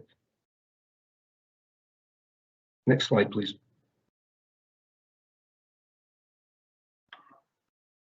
Final slide. In terms of Bell Sports Centre investment, as a proactive and positive response to these financial pressures, the board have approved a significant project and investment of company reserves to develop the fitness offer at Bell's Sports Centre. The current fitness offer between Rodney Fitness Centre and Bell Sports Centre is both limited and fragmented. This project will therefore see the transfer of all fitness activities from Rodney Centre to Bell Sports Centre. The coaching hall at Bell's, which currently provides 6 badminton courts, will be repurposed into a 100-station gym, which will integrate cardiovascular, resistance, strength and conditioning and functional fitness equipment all into one area. The existing strength and conditioning gym that we have at Bell's and the former cafe area at Bell's will be redesigned to provide flexible studio space and which will deliver a wide range of group fitness and health-related activities. Bell Sports Centre provides an ideal location for this investment, given its location within the city, improved accessibility and facilities, including the changing spaces, toilet provision and standard that we have at Bell's. The links to the Inch and the cycle network, an opportunity for improved active travel. And of course, this investment builds on the venue's 55-year legacy of providing sport and leisure opportunities to our communities. These new facilities will complement the remaining facilities that we have at Bell's, which includes 3 glass-backed squash courts and of course the iconic domed main arena, which will continue to provide flexible sports hall space equivalent to 17 badminton courts, and as you all know, hosts a range of activities and events. The project has been programmed to minimise disruption to existing customers. The majority of this year's committed winter bookings in the coaching hall will continue as planned, and Rodney will remain open until such time that the facilities are available. The majority of the existing coaching hall bookings will transfer to the main arena. Where this isn't possible, we are confident that alternative provision will be available at other LAL venues within Perth or at alternative partners sports hall venues across Perth City. My team are already engaging with clubs, event organisers and other partners on these conversations. Customer engagement is extremely important, and customers have been asked to help shape these new facilities. And an online survey has been available over the last 2 weeks, and we have received over 900 responses to the survey. I think it's outstanding. And this feedback will help to influence the project around a number of key areas, but includes the type of classes, the type of wellbeing classes that people would like to see, the range and scope and type of equipment that they would like us to invest in, and things like the opening hours and preferred opening hours and how it will operate. Further engagement is also planned with disability group representatives to ensure that planning and design of the project areas are inclusive and accessible to all. In addition to the service improvements, the redesigned venue will provide an economic benefit. Greater capacity and quality of offer will facilitate a stronger recovery through the impact of COVID and response to what is a competitive market. In addition, financial savings will be achieved as a consequence of rationalising venues and integrating staff teams. I should add at this, we do not anticipate that there will be any job losses as a result of the project. The new facilities are scheduled to be complete in late May. I know one of the common questions will be what happens to Rodney. The future use of Rodney is still under consideration. Any future use will obviously need to be sustainable given that the environment that we are working in.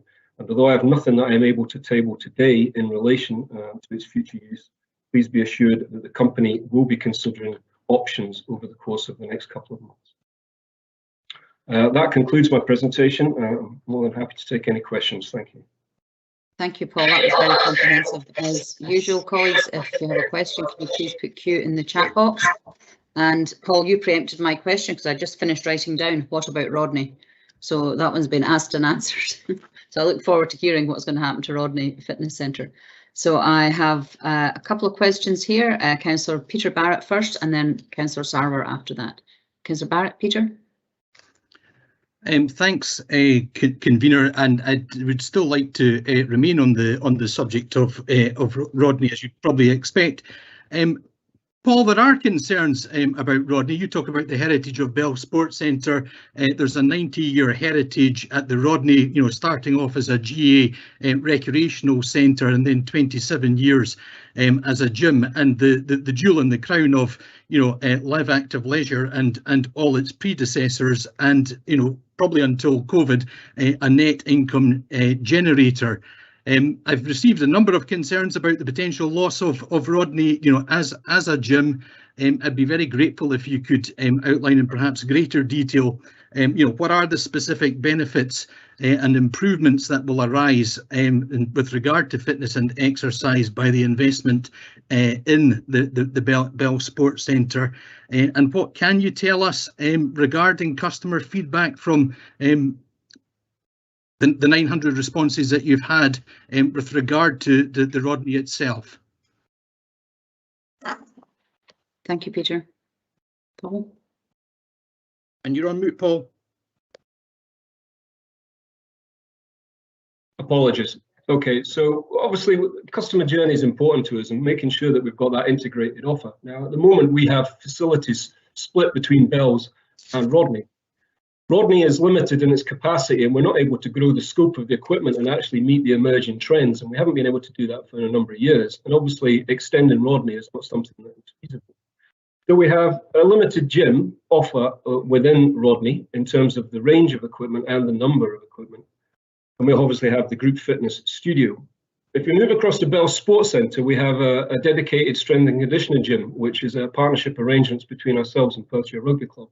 And we have spinning classes in another studio. So we have a fragmented offer, which obviously is not ideal from a customer's perspective. So what we're doing now is we're going to rationalise, we're going to consolidate in terms of the fitness. So not only are we going to have an improved offer, we'll also be able to get some scalability in there, which is going to help the financial return. So first and foremost, we're going to move the strength and conditioning equipment that we have at the moment will also go into the coaching hall. So we'll provide an integrated gym space where we will be able to have strength and conditioning equipment, the resistance and cardiovascular, which is the more traditional type of equipment, and we'll also be able to have some of the functional equipment, which is very much on trend in terms of what customer demand is looking like. It also means we will be able to consolidate in our staffing to make sure our staffing teams are integrated at Bells. We'll be able to deliver a higher quality of input in terms of providing health advice and everything else, because we're going to be able to consolidate that structure. We're going to develop more studios. Group fitness has seen a positive trend over the years. So again, at the moment, we have a group fitness studio, but it's limited in size, which provides spinning at Bells, and we obviously have the studio at Rodney. Moving to Bells, we'll have 3 studios. We'll have the existing spinning studio, which we'll repurpose for our health and wellbeing classes. We'll have what was the strength and conditioning gym. We'll provide a much more substantial spinning studio where we'd actually be able to double the amount of bikes and therefore, create that scalability in terms of service impact, but as well as financial sustainability. And the former cafe will provide a 3rd studio. So there's a range of things there. We're improving the offer. We're going to improve the range of equipment. We're going to improve the range of flexibility, our ability to provide more services to customers is also going to be improved because of that. I hope that answers that question in terms of, and of course it's all happening within the Perth city limits. So yes, I accept, that Rodney, but Bell Sports Centre is incredibly accessible, links to the Inch as that sports hub, and is obviously still within that Perth city limitations. In terms of Rodney, yes, absolutely accept it's in an ideal location for many things. We are looking at that, and like I said, I haven't got anything that I could table at the moment, but rest assured, we will look through all options that we possibly can in terms of retaining that venue and making it useful for everybody going forward. Okay, thank you, Paul. Thank you, Peter. Does that answer your question?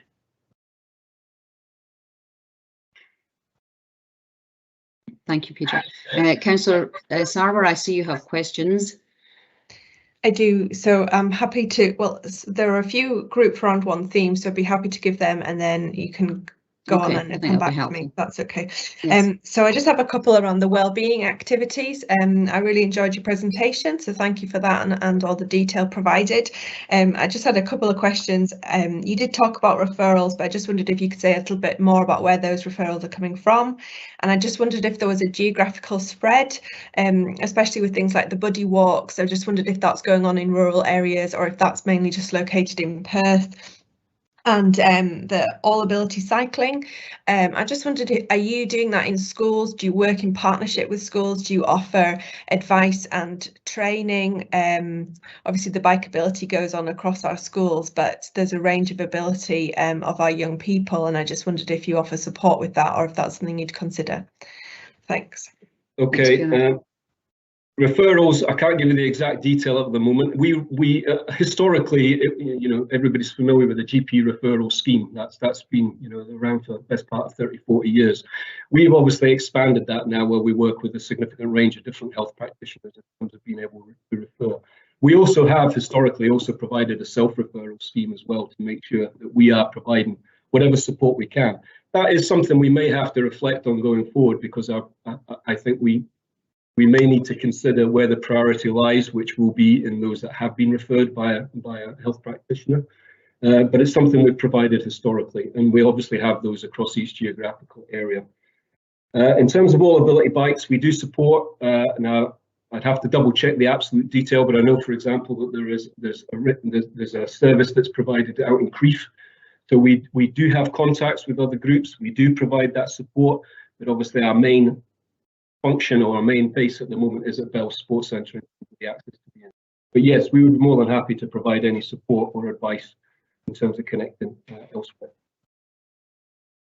Okay, thank you. I have to say, actually, Paul, having happened to be in the North Inch when all ability cycling was taking place, the absolute joy on a number of people's faces as they sometimes noisy joy as they cycled around the Inch was just uplifting. It really did lift your mood up. So I had a similar question to Councillor Sauer, but again, she's got in ahead of me about making sure that these services are available across the whole of Perth and Kinross. So maybe that's something that you can come back with at the next time. Okay. Absolutely. As you will appreciate, the bikes are not cheap. They're obviously, there's a significant investment there in terms of management, upkeep, and storage and accessibility. So it is obviously a factor, and obviously our services are available. People do travel from significant different areas to utilise the bikes at Bells, but it's something that we, like I say, we are supporting a group that's out in Crieff, and that's something we can look at going forward. Thank you. Fiona, we'll take your next question later, if that's okay. Councillor Alistair Bailey, you have a question, please. Thank you, Convener. With regard to these changes with the offer at the Bells, I've had a couple of representations from members of the community who were concerned about what they see as a lack of consultation with sports teams about the partial repurposing of the main hall at the Bells. I wonder if someone could comment on that, whether there was maybe some consultation but these groups missed out, or otherwise why the decision was made without consultation, if that was the case. Thank you. I suppose we're in that difficult decision where we're having to make economic decisions here in terms of the sustainability of the services that we provide. We have engaged and consulted with the clubs. The impact in terms of the coaching hall is broadly a programming issue. Now, we have 17 equivalent badminton courts through in the main arena. The coaching hall does not operate in itself as a separate entity. When we program sports hall provision and demand, our venue manager will look across the main arena, the coaching hall. He will look at facilities at Glen Earn. He will look at our facilities at North Inch Community Campus to determine where the best place is, where's most suitable, what facilities we have, what the club's demands are and requirements are. So in terms of programming and mapping our sports hall activities, that can change quite significantly and quite often. We will always engage, and sometimes we have to make some difficult decisions. It's very hard to always please every individual person or club in terms of the specific days and times that they would like to operate. But what we will always do and have done and continue to do is engage with everybody. And one of the fundamentals of this project was to make sure that we didn't stop sport. So We are confident that we will be able to provide alternative provision for those that are displaced from the coaching hall. Like I say, we're already in conversation and engagement with Perth College, because obviously they have a range of sports hall facilities. We will be meeting with the school letting team, because obviously there's a number of the high school, not at the moment obviously with COVID, but there's a number of the high schools have sports hall facilities. So I think we really have an opportunity to go forward in terms of coming together and providing and looking at a much more strategic way of planning sports hall provision in Perth across the board. That's for the future. What we've done with this in terms of timetabling is we've programmed it so that the winter bookings for all clubs will continue as normal. So what we're looking at now is beyond next summer in terms of winter bookings. We've got that opportunity, like I say, to sit down with partners to actually strategically plan how we use sports halls, which should actually improve efficiency of how we use our venues and occupancy levels. A very quick supplemental, if I can. You may indeed, Alistair.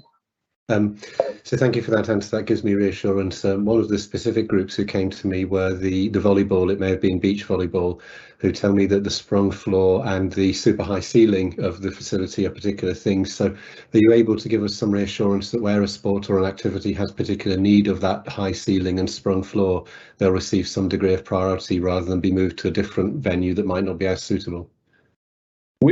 Like I've already said, yes, I'll give you that reassurance. We are committed. You know, it's our fundamental is about making sure that sports continue. I've already gone through what our community sport are doing. Our community support are there to actually make sure that community sport, clubs, progression, competitive sports people, all of this, actually the pathways develop. So it's, you know, entirely in our interest to make sure that all this activity continues. So I can give you my assurance that we're doing everything we possibly can to make sure that alternative provision is provided.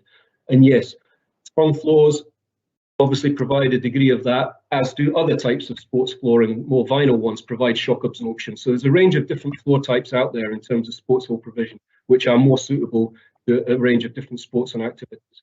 But we will be looking at that as part of the conversations going forward. Great, thank you. Thanks. Thank you. Thank you. Crawford, I see you have a comment, so I'll save that till the end if I may. And the next question then is from Councillor Anne Jarvis. Yes, thank you. I'd like a little bit of information about how confident you are about agreement with other bodies to use the facilities and just how that would be managed. Well, we've already been in touch with, as I say, Perth College, for example, so we know that they have, it's about looking at our bookings, as I say, a bit more strategically, understanding where there are quiet times and what that looks like. Now, we've had those conversations with Perth College, they're positive discussions in terms of, potential different spaces for people moving forward. So I probably don't want to go into that level of detail, but what I would suggest is there is a significant amount of sports hall provision in Perth City. We have an opportunity, I feel, over the course of the next 9 months to really look at that more strategically to make sure that we are getting most value out of the establishments that we have. Okay, because you're rather a unique organisation. I just find it quite intriguing to think how this would go forward. In basic terms, we will engage. For example, weekend sports halls tend to be occupancy tends not to be particularly high unless there's a significant event. But most sports halls aren't actually suited to significant events like our main arena. So they tend to have occupancy. So where we have potential displacement, we are confident that we will be able to find occupancy with other providers if we're not able to provide that ourselves. Okay, thank you. Okay, thank you. Fiona Robertson, you have a point of clarification you want to make? Yes, thank you, Convener. I think just briefly to say, because I'm conscious there are other questions, but the point that Councillor Jarvis and Councillor Bailey are touching on is a really important one, and it's about thinking about Perth City as a campus in terms of the different facilities that are owned and operated by Live Active, by ourselves, our school facilities, and by the college. And what's required here, as Paul's alluding to, is a more strategic approach to programming so that clubs are getting the facilities that they need at the times that suit them best where possible. And that might mean, as money continues to get tighter, but demand builds back up again, as Paul's alluded to, that maybe things need to work differently from how they have done in the past. LAL have a leadership role in this, but so does the college and so does the council. Thank you, convener. Thank you, Fiona. That's been very helpful.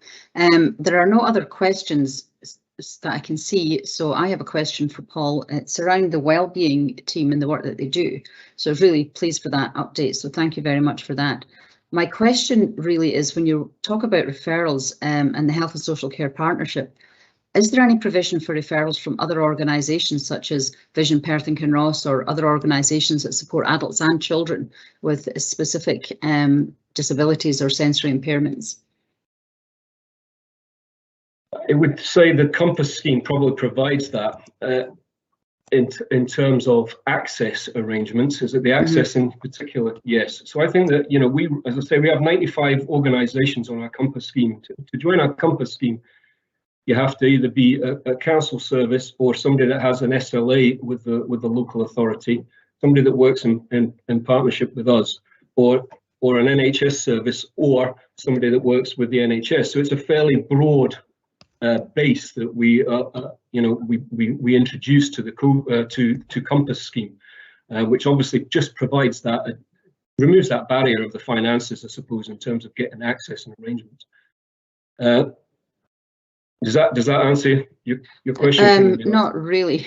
I'm particularly concerned about, you know, you mentioned care at home as well, and I'm assuming from the description you gave that's mostly elderly care at home, but there are an awful lot of other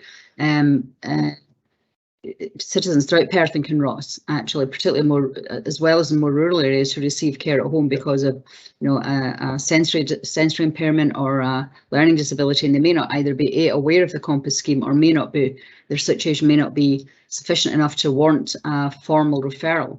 So I'm just curious to know how people in those circumstances know A, about the Compass scheme, and B, is it possible, based on a particular personal circumstance, to be able to you know, do some sort of self-referral? There is a self-referral process, which I mentioned earlier. So yes, we do have a self-referral. Like I said, it is one where we might have to look at just in terms of resources going forward, particularly if, as a potential outcome of COVID, that we get more referrals, which might be likely in terms of well-being going forward. So that's something we might need to look at, but we currently do we do take self-referrals in terms of that. In terms of Compass, the agencies refer to us, so the agencies' responsibility, I suppose, is to promote within the people that they're referring. So actually they do a very, very good job at that, and we have several thousand usages a year in terms of Compass typically. I'm just looking to see if I have any figures just in terms of the response so far, but I don't have that detail with me. But fundamentally, agencies are aware of Compass, so we do the, if you like, the promotion and marketing in terms of all the range of different agencies who could register with us. We have 95 agencies, which I think suggests that we've done a pretty decent job there in terms of getting that message out. Then it's down to the agencies in terms of understanding their clients and making sure that they're promoting what we provide and making sure that they register at one of our centres. Yeah, thank you, Paul. And Fiona, maybe it's something we can pick up for a future meeting. This is something I know from personal experience, that there's a large cohort of people where particularly the pandemic has made them quite isolated, but also there's, you know, arising with physical and mental health well-being issues potentially arising. And I asked around, there's a number of people who don't know either about Compass or know about self-referral, so it's useful for that response. Thank you, and I'll follow that up with Fiona outside of this meeting rather than hold everybody up with it, but thank you for that. And so Fiona, I think you have another question to ask, and then we'll come to Crawford. Thank you, convener. It was really just to ask the same question of Live Active Leisure that was asked of Horsecross, and just to talk about the financial pressures of reaching net zero and that balance of responsibility between yourselves and Perth and Kinross. Well, there's obviously a shared responsibility there. We are unique in that we do actually also own our own venues, the key venues, your Bell Sports Centre, Perth Leisure Pool, Dewars. Another 3 venues are owned by the company. So we have a very good track record in terms of this area of work over recent years, but obviously we will need to there's work to be done in the future in terms of how we do that. We work very closely with Stephen Crawford and the property team. But yes, it's obviously a significant consideration for all of us, given the infrastructure and the aging infrastructure that we have. And it's something that we will have to commit a significant amount of time to going forward. Okay, thank you. Convener, if I may. You may indeed. I'm just wondering whether we could have a little bit more of a detailed presentation on that when the ALIOs return. It would be really good to see what action is being taken and maybe the specifics of that financial responsibility. Obviously, we're coming up to budget season. It would be important to know our responsibility in this as well as your as well as our partners and what's being done. Excuse me, going forward. Thank you, Fiona. The same thought just crossed my mind, so very good.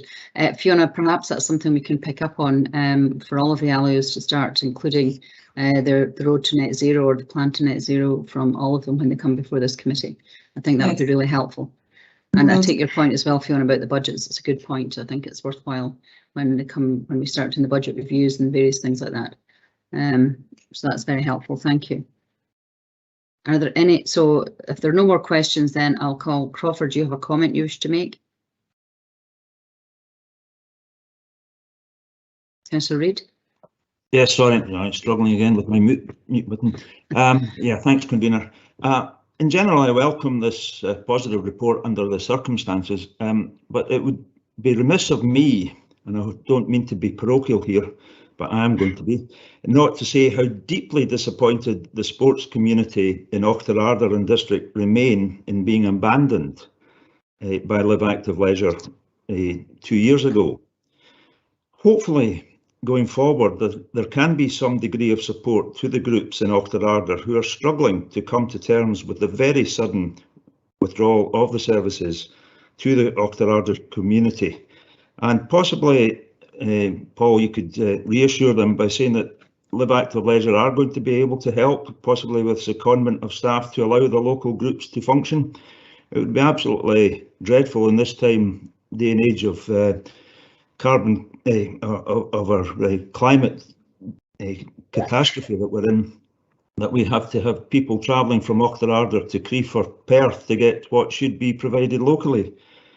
If indeed Live Active Leisure are supporting the local groups, and I'm happy to be corrected. Without wishing to go back and discuss that in terms of detail, obviously, although we moved away from the management of CSA, the services that we were providing was transferred to DCS bookings at that point, so there still remained a service in terms of sport provision in that area. We are and continue to support through our community sports hubs team. So we have done that over the period of the last 2 or 3 years in terms of supporting volunteers, in terms of supporting the community sports hubs in that area.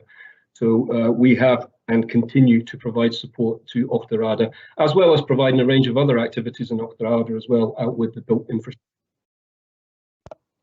Thank you. Can I just say that Paul, is not the feeling in Auchterarder itself, but I'll maybe have a discussion with you and more privately. Thank you. Absolutely. Yes, of course. Okay, thank you, Councillor Reid and Paul. And Councillor Peter Barrett, do you have a comment you wish to make? Yeah, thanks, Convener, and appreciate that I'm a kind of interloper to this committee. I would never call you an interloper, Peter. Occasional visitor, then, Convener. Better. There are huge financial challenges for both LAL and Horsecross in terms of net zero and tackling the energy performance of those buildings that are going to amount to tens of millions and many tens of millions for each organisation. Now that has been, I think, hinted at in terms of some of the budget briefings that we've had, but the actual resolution of those problems has got to be coming from national investment from central government.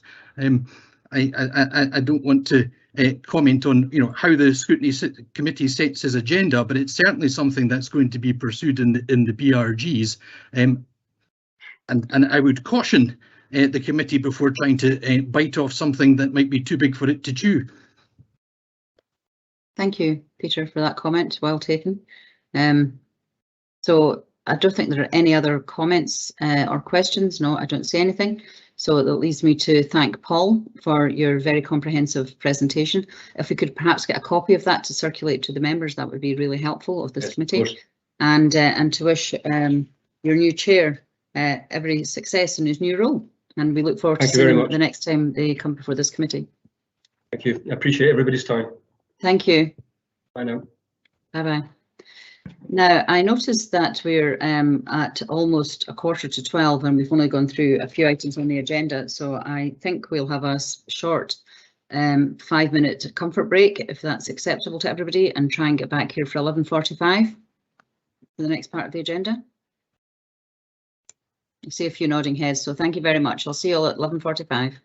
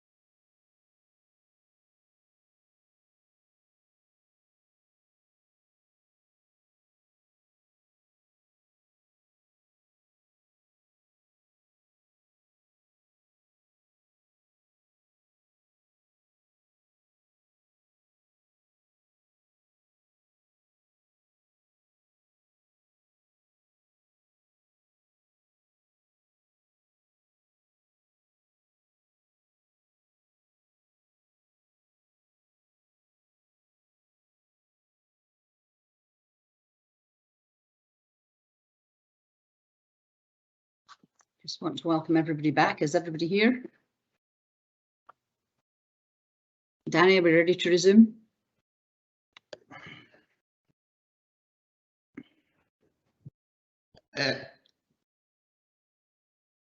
Yes, convener. I think as far as I can see, we'll be ready to resume. It's just coming up for 1/4 anyway, so. Okay. Well, in that case, we'll move forward to item 5 in the agenda, which is a report on the Child Protection Committee from Jackie Pepper, please, to introduce the report. Good morning, Jackie. Good morning. Thanks very much, convener.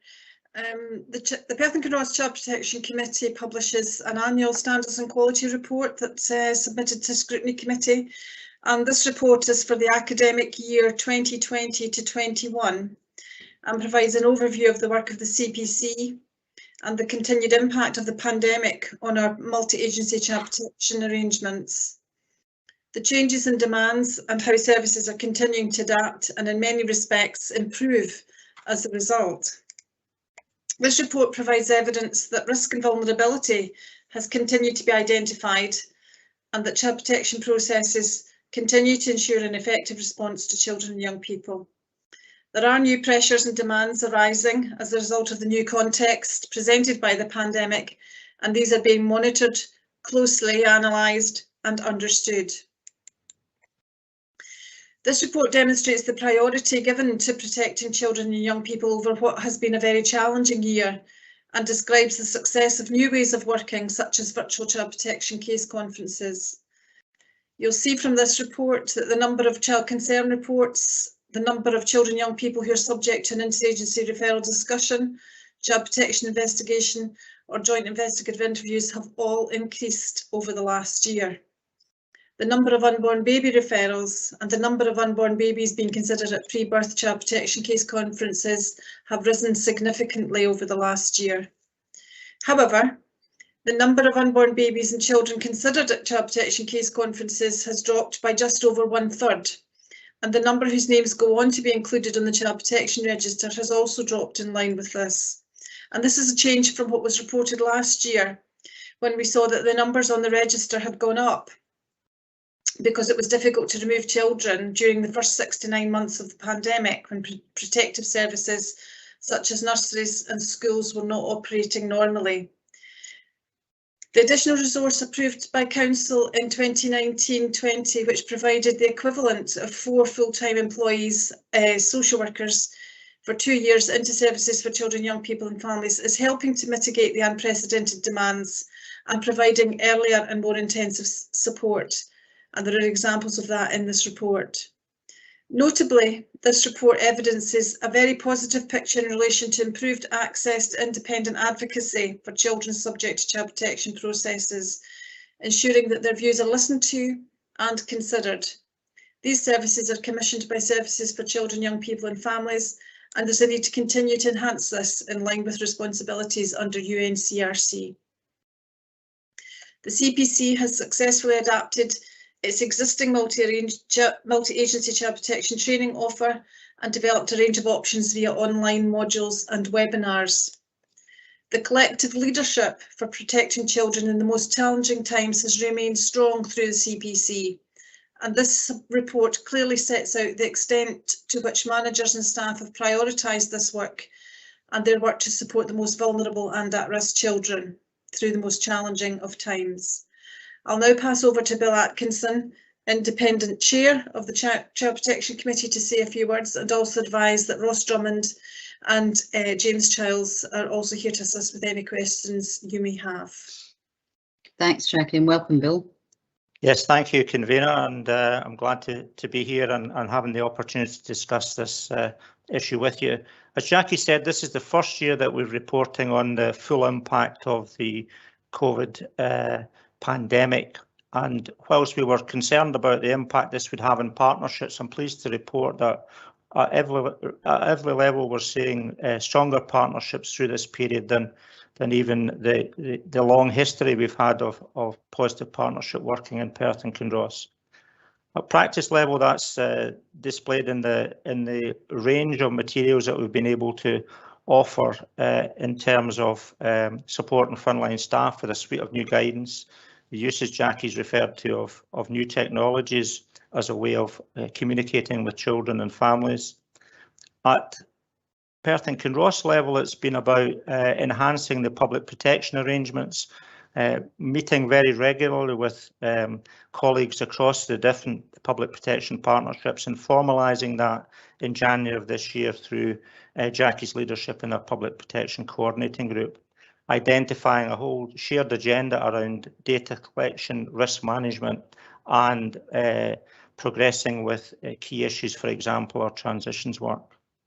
At Tayside level 2, we've been involved again under Jackie's chairmanship in the Tayside consortium, which has looked at a whole range of joint documents, training, development activities, and particularly important has been the work that Dr. Sharon Vincent led on reviewing the initial case reviews and significant case reviews across Tayside. And from that, it's become the main improvement and development activity for child protection services across Tayside under the priorities for practice. As Jackie said, there's been changes in trends over the last year, with rises in some areas around cause for concern reports, IRDs, child protection investigations and unborn baby referrals. But we've also seen a decrease in initial case conferences, new registrations, referrals to the reporter and child protection orders. So a different pattern there and an interesting pattern, and I'm sure committee will maybe want to discuss this in more detail. But we've had to continue to improve through self-evaluation and improvement work, through the learning from our local and national significant case reviews and learning reviews. And we've identified that increased data analysis and collection over a range and a more frequent collection of data has been helpful. We've improved our monitoring arrangements and the range of how we engage with families and work with families during the COVID period. As Jackie said, we've enhanced our ability to hear the voice of children through the improvements in advocacy services. And you'll also see in the report the important work that has been done to address the challenges facing young carers through the work of PCAFs. So going forward, we have an ambitious, challenging improvement programme over the next 2 years, but one which I'm confident through the enhanced partnership arrangements that we've been developing and building on over the last year, we'll be able to deliver.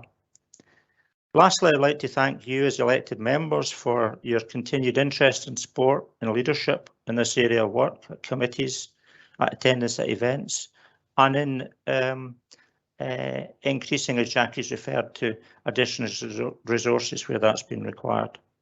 So that's all I want to say by way of introduction, but happy to take any questions along with, as Jackie said, Ross and herself. Thank you. Thank you very much, Bill. As usual, colleagues, if you have a question, can you please put Q in the chat box, and if you have a comment, please enter C. And thank you both, Jackie and Bill, for that very comprehensive overview. I don't see any questions coming forward yet. In that case, Councillor Peter Barrett. Thanks, convener. Jackie referred to the reduction in the sharp fall of child protection case conferences and also the conversion rate to child protection reports. Now, I think the report says that this indicates that alternative single and multi-agency support has effectively put in place at an early stage in the child protection process. I just wanted to know what evidence is there to support that statement and to counter concerns that 48 children simply haven't been picked up by the system during COVID, and should that be a serious cause for concern for us? Thank you, Peter. Bill, do you want to answer that one, or? Yeah, I'm happy to, and I'm sure Jackie will want to comment as well. I think the assurance we take is from these children have been assessed, thoroughly assessed through the initial referral discussion, through child protection investigations, and at that point a multi-agency response has been that they don't need to formally go on to child protection case conferences, but that's probably because we've been able to provide or meet their needs without that progression to that stage. So there's a range of services that we have available to us that we would put in at that stage. I'm sure Jackie would want to maybe share with committee what some of these services are, but certainly it does indicate to us that we're picking these children up, we're assessing them, and where it's necessary, we're diverting them to or placing a support package around them, which doesn't require us to progress to initial case conference point of view, and therefore more formal intervention through that system. Thank you, Bill. Jackie, you want to come in? Yes, thank you very much, Convener. Just to add to what Bill said, it might be helpful for committee to know that there's been a few changes in the child protection duty team with the addition of staff, but also change in leadership there and consistent chairing of the child protection committee, child protection case conferences as well. So we've got some consistency built in there. So I think that's actually probably removing that kind of inconsistency that might have been within the system before. But I know, Bill, one of the things that the ongoing self-evaluation is going to do is actually take an evaluation or an audit of some of these cases. Councillor Barrett, those children that have been considered at case conference but not gone on to be registered, the very children that you've mentioned, there will be a kind of deep dive focus into some of those cases so that we're absolutely assured that we're doing the right thing there. And but I think it's helpful to recognise that around the child protection duty team, we've ensured that there are more family support workers. So for those families that can be dealt with at an earlier stage, then they're picked up as soon as possible, and it's not referring on to a different service that are actually being picked up within the child protection duty team. So thank you for that. So we should see these levels being sustained into the future then. Hopefully that would be the case, and I think that's what we would be anticipating. But I think the reassurance for this committee is that we will continue to analyse that and monitor that and do those deep dives as necessary, just so that we've got that level of reassurance and come back with that, just to provide that with you in the future. Thanks.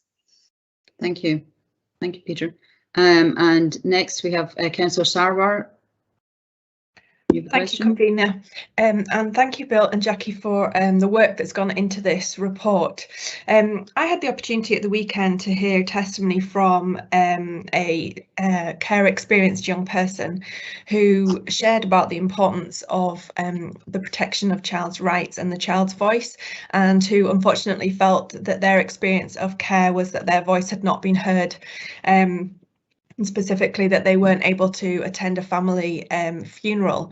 And I'm really grateful to see the amount of work in this report around protecting children's rights and the UNCRC and child's voice. But I just wondered if you could offer today some specifics about the changes that have made and changes recently in response to the Scottish Government's desire to have this embedded into Scottish law. And I just wondered if you could just speak about specifics of protecting the child's voice and the changes that we might have seen recently. Thank you. Jackie or Bill, which one of you want to take this? I'm happy to start, and you'll know, Councillor Sarwar, that we invested in Minded My Own, which provides an opportunity for young people to provide a voice using that mobile app from their own device, which means that they don't necessarily have to attend meetings, but they can actually provide that voice through there. But it's their voice through that means. It's about ensuring that there's various ways in which children and young people can do that. This report is very much focused on the increase in independent advocacy, and you'll see that in the data that's contained within it, which was our intention a number of years ago, and it's very reassuring to see that has continued to increase year on year, and the number of young people that are taking up that opportunity is increasing as well. The promise and the outcomes from the promise, which was the independent care review, the corporate parenting plan has been updated as a result of that, and the young person's voice will continue to be a major feature. And so you'll see that in due course in terms of the corporate parenting plan, which is now called our promise to you. So you'll see that in due course.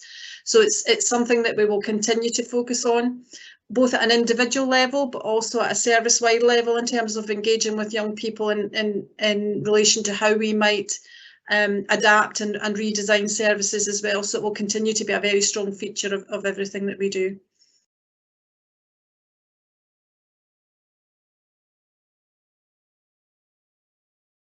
You're muted, sorry. Apologies, yes, it actually came up on my screen to tell me I was muted.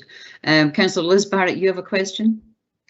I do, thank you. Sorry, Convener. I had a supplementary. Oh, you do, Fiona? So My apologies. Yeah, no, I'm sorry. It was just quickly, if you were able to speak about the decision-making process. I'm just wondering if we weight things differently now in terms of the child's voice. Is that taken into consideration in a different way now? Is that given kind of a more importance in terms of decision-making?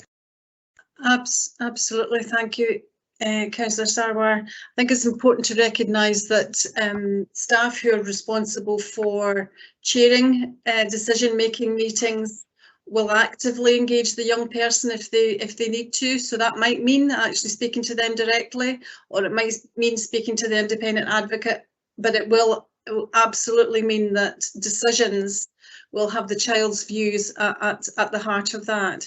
So certainly I can reassure you that that is the case, and that practice is changing and developing and continuing to embed as we go forward. Thanks.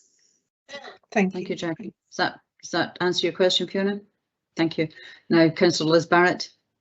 Thank you, Convener. Two brief questions, if I may, or I'll do may. the other one later if you'd rather. Thank you for that. On page 40, 69 young carers were waiting. I assume this is at the end of March, on the waiting list to be getting support. Has that number gone up or down, and what resources are going in to reduce that? Because that's an awful lot of young people, to me, waiting for help. And will I just give you the other question just now as well? It's about on page 73, where there's the action 4.3 to develop and raise multi-agency awareness of the impact of poverty on children. And I welcome the work on that, but I see that it's not due to be completed until July 2023. And I think that this is really important. I just wonder if there's a prospect of bringing that forward and highlighting it more quickly. You know, we are very aware of the issues of child poverty and that it's increasing in Perth and Kinross, and I'm just concerned about us tackling it as as effectively and as soon as we can. Thank you. Thank you. Who wants to take that one? Jackie or Bill or somebody else? I'm happy to try to answer those questions, and I'm sure Ross, who's is our main link with young carers and indeed with the work that we've been doing in relation to poverty, may want to add to that.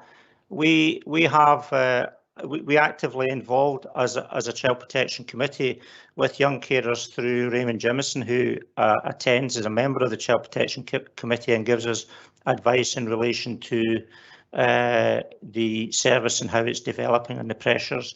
The particular question you raise, Councillor Barrett, in relation to waiting lists would be a matter for him and his ongoing work, particularly with the council and the service level agreement in terms of whether there are pressures there that he needs to respond to. But I have to declare an interest in relation to PCAVs because of other work I do with our organisation as a trustee. But I'm sure Ross will be able to give you any information in relation to that.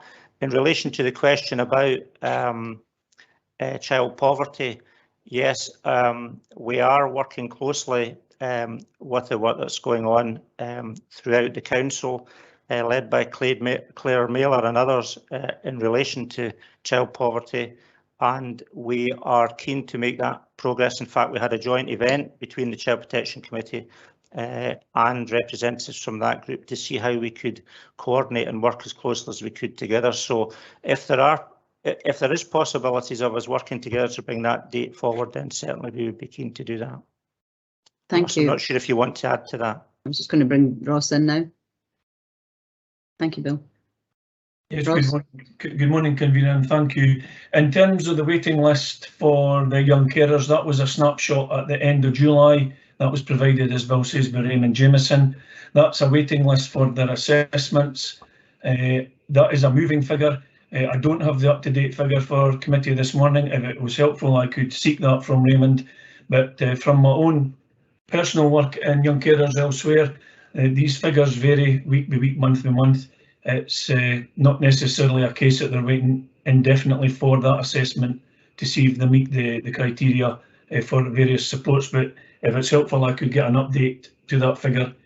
So just to be aware, that was July this year. On the second point, on the action plan, on the work plan for the CPC, the improvement plan, it is a 3-year plan. There are a number of improvement actions on it. That would be a definitive target date. As we've been discussing at the CPC, we're trying to tackle a number of the improvements this year. That doesn't mean that the improvements planned for next year or the year after need to be delayed. We have got a strong partnership between the CPC and the Child Poverty Action Working Group. We are aware of the new national guidance, which puts a greater emphasis on poverty, and we're trying to move that forward. We've been looking at some social screening questions to see if we can build that in to our existing screening, assessment, IRD arrangements, interagency referral arrangements. So we need to continue to progress that work, but ultimately we need to do that in partnership with the Child Poverty Action Group. Okay, thank you, Ross. Is that any follow-up, Councillor Barrett? That is encouraging. Thank you very much. I just wonder, have you got any indication easily of how long a young carer waits to get an assessment, Ross? Is that easy to tell? I wouldn't want to put a definitive figure on that. I'm now quite keen to go back to Raymond and seek both the current numbers and the average waiting period. Thank you. And I could send that back via committee here or directly to yourself if whatever the convener thinks is helpful. I think sending back via committee would be helpful, but also I think, Jackie, and this might be something for you, because this paper also goes to full council on the 15th of December, and I think these are very pertinent points that Councillor Liz Barrett has raised, so I think it would be helpful to have those answers for full council as well. Jackie, do you want to come in there? Yeah. Yes, thanks. I think really just to give you some reassurance, Councillor Barrett, is that young carers, they'll be triaged, if you like, so there'll be an assessment carried out. So there'll be no young person with you know, who's in urgent need of support that will be left for any period of time. We also have a social worker who's employed with the Children with Disabilities team, who picks up on those more serious or children who are presenting in a more serious way or urgent need. So those are picked up separately outside of PCAV. So it's really just to give you some reassurance about that. Okay. Thank you. That is reassuring. Thank you, Jackie, and thank you, convener. Thank you. You're welcome. Councillor Stewart, you have a question, please. Colin. Thanks, convener. But I see that Councillor Fiona Sarwar's question also relates to PCAVs. I don't know if you want to continue that theme for a moment. Councillor Sarwar, does your second question relate to PCAVs? It does, yes. Sorry, I didn't mean to interrupt the flow. I just thought we could quickly. Okay, I thought you were just asking and then if question. Ross is making notes, he might want to put it okay, well, if Councillor Stewart and Councillor Barrett don't mind you going ahead of them. My apologies. I'll try to be quick. Thank you very much. No, it was just to carry on with this area of questioning. I'm wondering how many. So we've got in the report 323 young carers we've supported, and I'm just wondering how many support workers we actually have covering that number, and what that relates to in terms of weekly support for those young carers. So how many young carers are being seen weekly? Are they having face-to-face sessions? Is it only in a group session? Does that mean that they go on a trip once a year, or what does that actually look like in terms of that kind of support? Yeah, I just would quite welcome the opportunity to have a more detailed conversation with Raymond or whoever it's going to be from the hub. That would be great. Thank you. Ross, do you want to come back with that one? Thanks, Convener. I've noted all that down. We don't have that level of detail available right here. I will link in with Raymond, get all the information pulled together, and invite him to get in touch with the councillor if the convener thinks that's the best way to tackle this. Yeah, I think any responses to any questions that can't be answered today, if they can be sent through committee services, we'll get them distributed to the whole committee. Thank you. I think we're all interested in these points. Thank you, Ross. Is that okay, Fiona? Yes, many thanks, and thanks for taking me out of order. Thank you. Well, thank Councillor Stewart, who's slightly more alert than I was in this instance. Councillor Stewart, the floor is now yours. Thank you, Convener. So I think three but very closely related questions, all on the issue of problematic drug and alcohol misuse. The figures that are quoted, I think, in the paper, if I'm reading it correctly, on page 14 or page 30 of our document packs, but also on page 10 or page 26 of our document packs, seem to relate to parental drug misuse and alcohol misuse. And I wondered whether familial drug misuse is also incorporated, as in, for example, an older sibling. I wondered whether where there is parental drug or alcohol misuse, and that becomes a concern in terms of child protection, whether there's a pathway there for intervention in the parents' problematic drug or alcohol misuse. And I wondered if we know where, for example, there is parental drug or alcohol misuse, how many children does that lead to themselves developing problematic drug or alcohol misuse? Thank you, Colin. Bill, do you want to say that in the first instance? Yes, thank you for the question. It's clearly a significant factor, and as you'll see from the report, is referred to by Sharon, Vincent and others as a trio of risk: parental substance misuse, the connection between that, domestic violence, and also in some cases mental health issues is a challenge for us. I think we work closely, as I was saying at the start of the introduction, we do work closely and have been working more closely during the pandemic with our partnerships across child protection and the drug and alcohol partnership, and we've had for a number of years a group that straddles both to make sure that we're working together on this difficult topic.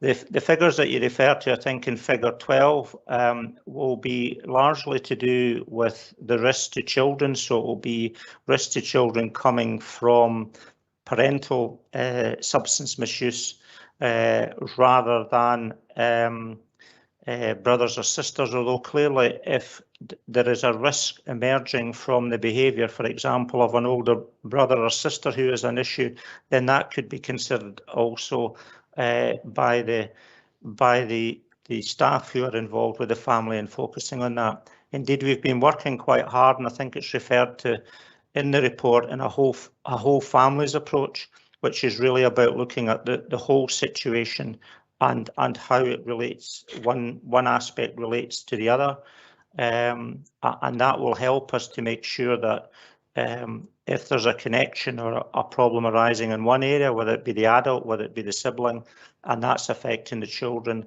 then all the parties involved with all the different members of the family are working closely together to deal with that.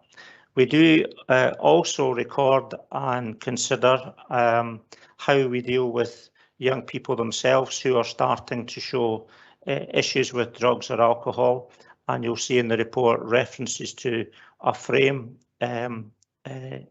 approach, which is it's basically an acronym for bringing together services around young people and seeing how they can look at all the needs of that young person, whether it be their drug or alcohol issue, along with perhaps their behavioural issue, their relationship with their family, etc., etc. So again, it's about trying to bring a whole family approach, and as far as the agencies are concerned, a coordinated multi-agency approach from the different agencies who can bring different parts to assist the individual young person or the family.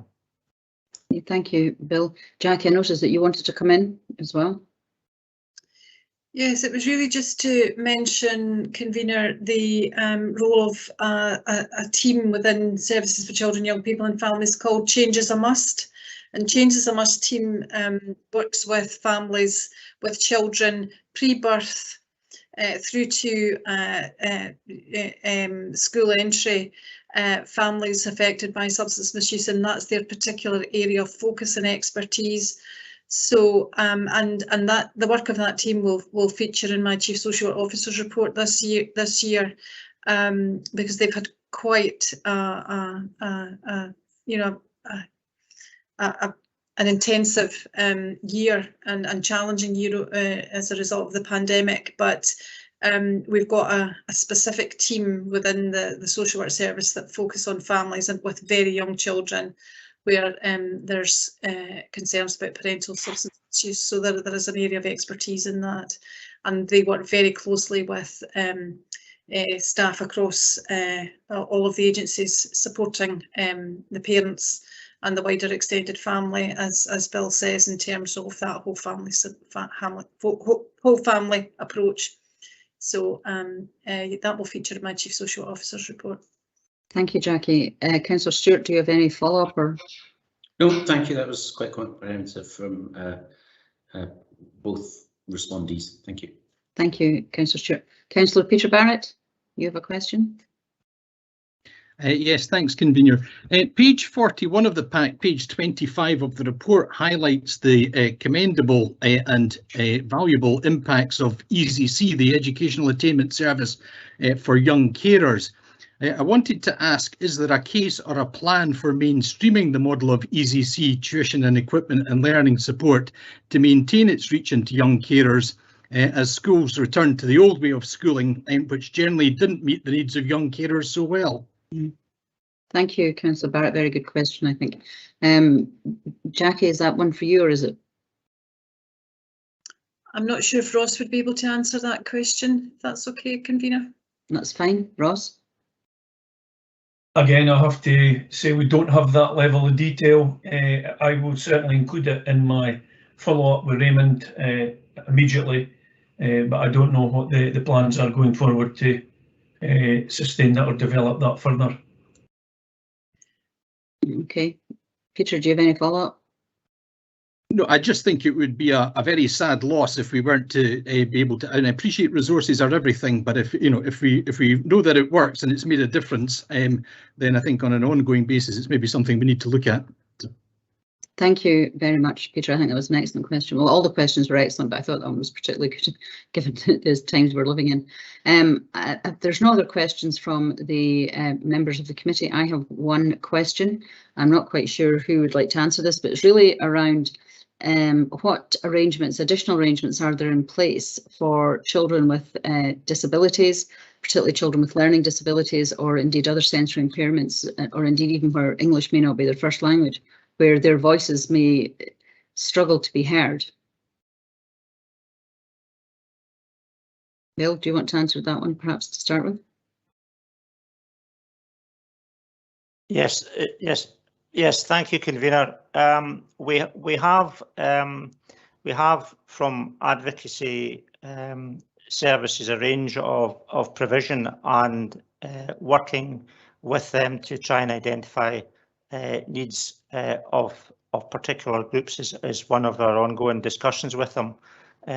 We also do have staff who work within the area of disability team, and Jackie's referred to that. And we have staff across in PCAVs also who support ethnic groups and including children. So there's a range of different services that we provide that would respond to the particular needs of children with the additional needs that you've described. But I'm not sure whether Ross or Jackie would want to add to that. Jackie, do you have anything to add? Yeah, just to say that in terms of communication methods, we have staff who are skilled in communicating with children, young people with disabilities and communication needs, convener. And I know that we also invested in an extension to Mind of My Own, which is particularly focused on very young children or children with additional support needs, so that we can communicate and ensure that their voices are heard through processes as well. Thank you both.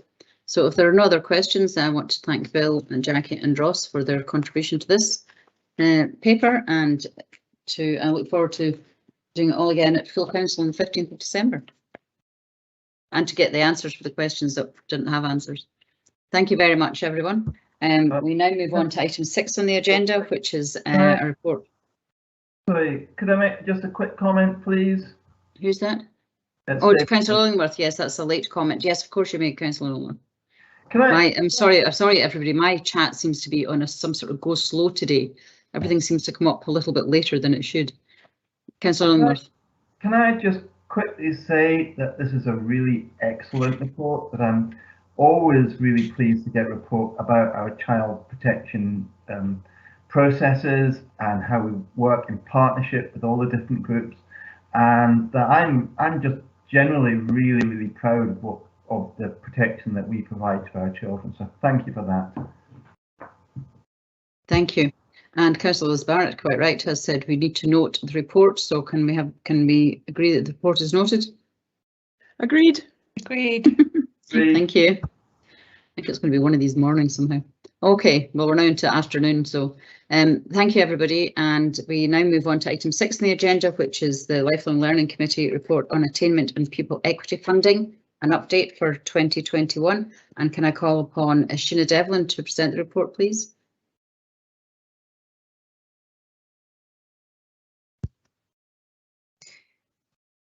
Convener, I'm happy to introduce that report on behalf of Sheena Devlin, if that's okay. That's perfectly okay. Thank you, Sharon.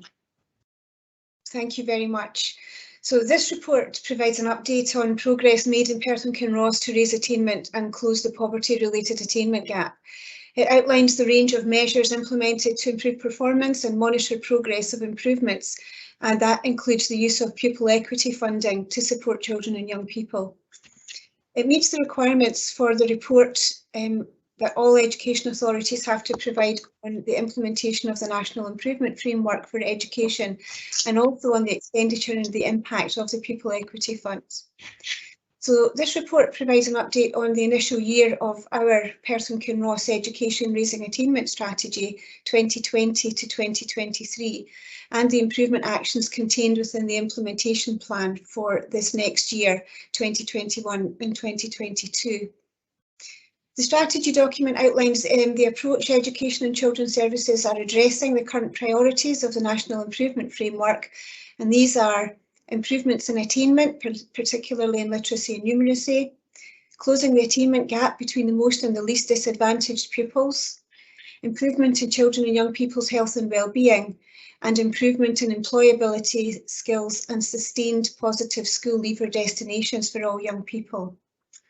So Appendix 1 of this report provides information on the progress we've made towards each of those NIF priorities in some detail, and also details our next steps and key actions for the following year.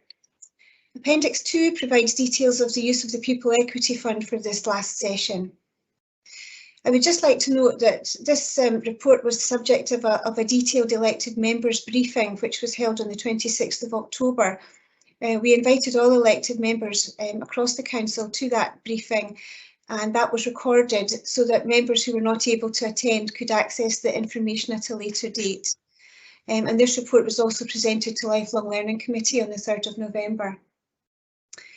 So we just wish to highlight that our activity and performance measures outlined in this report have been impacted by COVID pandemic, and it's therefore incumbent on me to say that it's important to note that caution is used when we've been drawing conclusions and analysing the information that we're presenting today.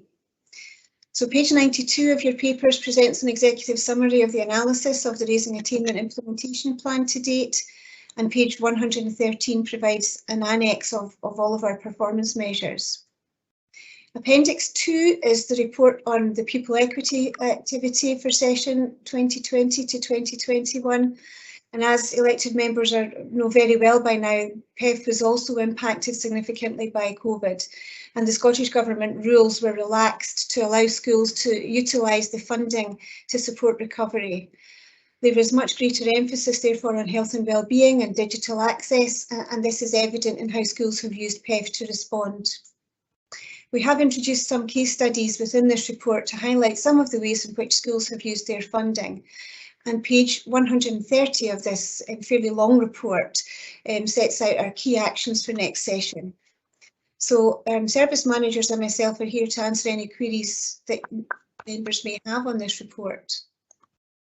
Thank you, Sharon. And as usual, can you put a question in the comment field, please, if you have a question you wish to raise?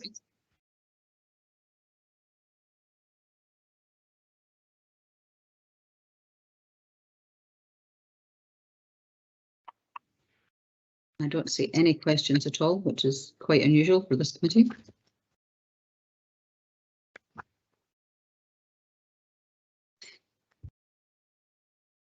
Yeah, you do indeed have a question. Councillor Peter Barrett. Thanks, convener. I think it's not only at your end that the things are on the go slow. I attended the briefing on this on the subject, which was very helpful, and I appreciate that it is a long report.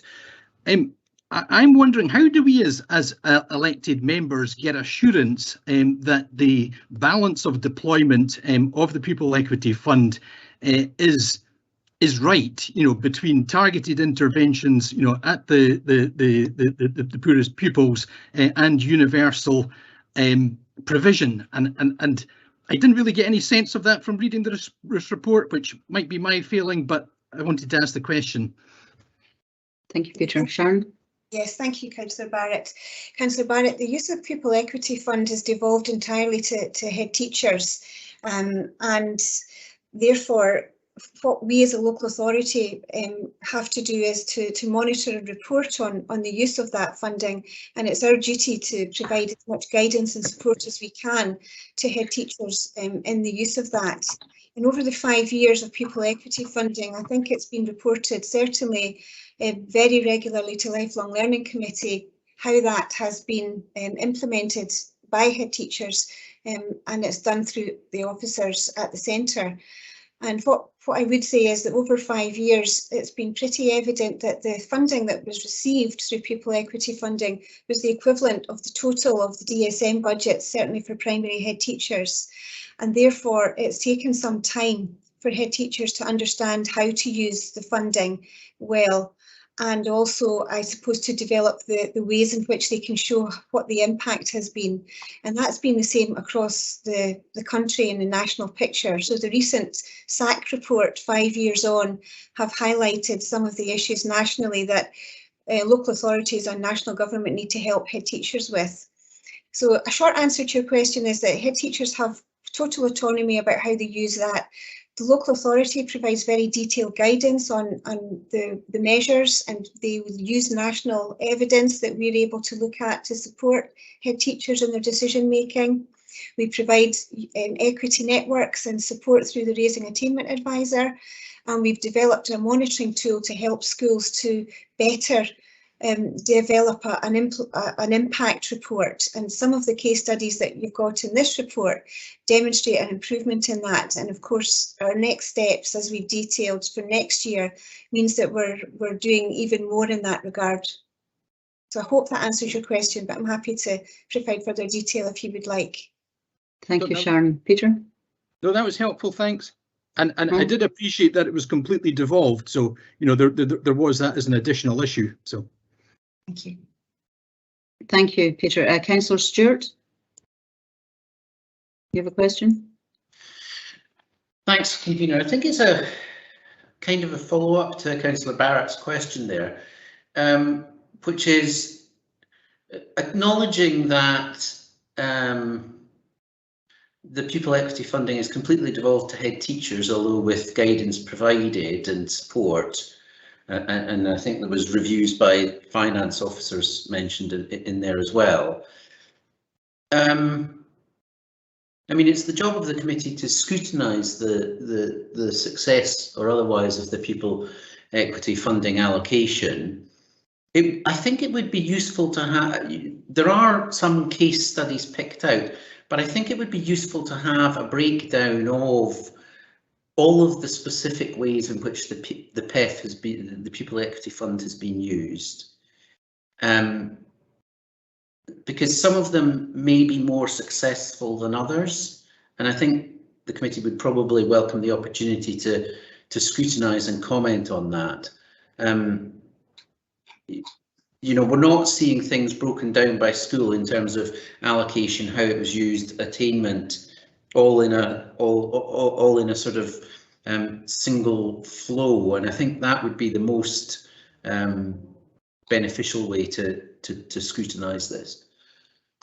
Thank you, Councillor Stewart. Sharon, do you want to respond to that? Yes, I would like to. Thank you very much, convener. Yeah, Councillor Stewart, it's actually quite difficult to say that the evidence of an impact of a pupil equity fund relates exactly to an attainment within a school, and I think that's been widely acknowledged nationally. Head teachers do share the detail of their pupil equity funding with their school communities, and in fact it's detailed in every school improvement plan and standards and quality report across all schools that have pupil equity funding. And indeed, the head teachers have to consult with their school community about how they spend it, and then provide a detailed report about how that has gone over the course of the year.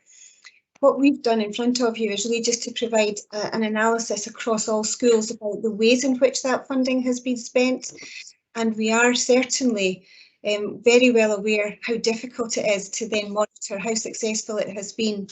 So we've developed something called a Closing the Gap tool, which we are rolling out this year to make sure that all schools that have funding are able to demonstrate what the impact was on a small intervention. Part of the rationale for having pupil equity funding going into schools directly was to allow many flowers to bloom, if you like, so that somebody in a school would want to spend a small bit of money on an issue that was only for their school. And that was really the purpose of pupil equity funding. What we're as a local authority attempting to do is to pull together all of the work across all of our schools that have received pupil equity funding and looking for the interventions that have had the most difference. And I think that's what we're seeing in this report, is that along with the national government, we are looking for better ways to do that. So we have quite a comprehensive plan to make sure that we can collect that data and provide a local authority and indeed a report to the national government, which this report is. But very detailed individual reports are available in every school. I mean, thank you. I think the key actions listed at towards the end of the report do talk about the further development of the Closing the Gap tool. But just in terms of the PEF report, as I say, some case studies are picked out, but there's no link between, well, you've acknowledged the fact that it's very difficult to put the link between the spend and the the attainment. But I think it would still be useful for us to see the full range of types of spend and how much that was, rather than just pick out the the 3 or 4 case studies that go into a bit more depth. I know that there are general themes there, but if 50% of pupil equity funding is being spent across all Perth and Kinross schools on targeted literacy and numeracy, and 20% is being spent on additional teaching hours or something like that, I think it would still be useful to have it presented in that fashion. Thank you.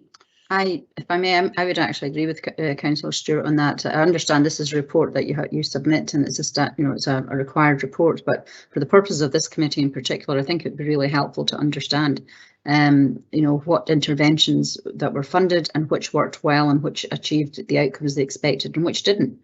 I think that's more or less what you're looking for, Councillor Stewart. Is that correct? And I think that would give us an aspect from a scrutiny perspective to be able to understand. And even if that's done by, well, I think just a bit more detail around that, particularly for this committee, would be helpful, I think, to support this report. Sure.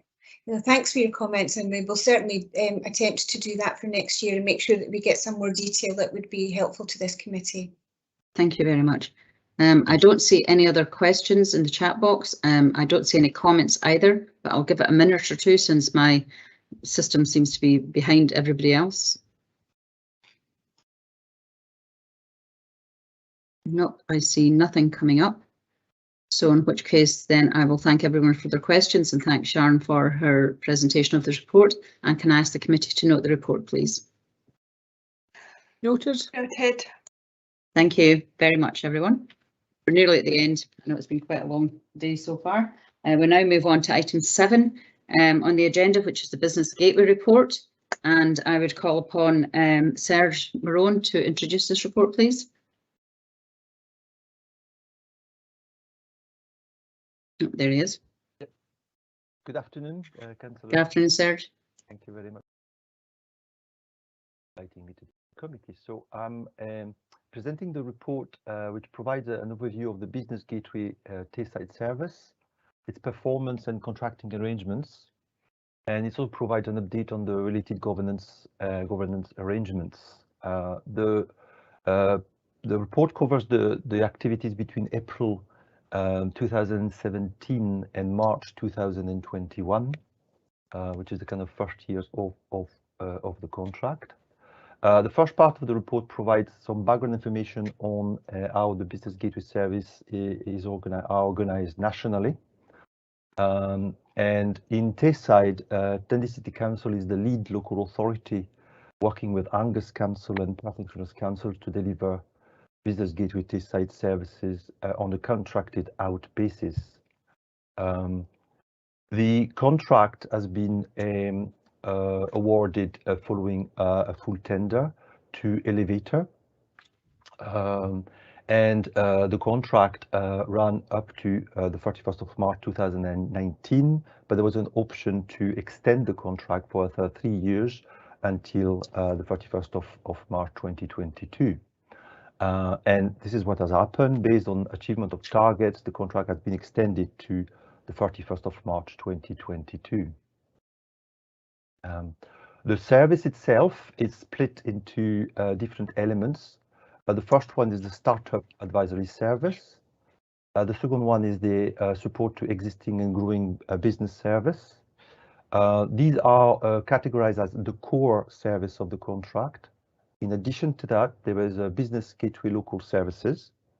And because we've managed to secure some European Regional Development Fund, there was also additional activities funded by the ERDF. In terms of the Startup Advisory Service, it is about obviously covering pre-start, startup, and early stage support for new businesses. And you can see in the report that the contract targets for Tayside has been met or exceeded over the period.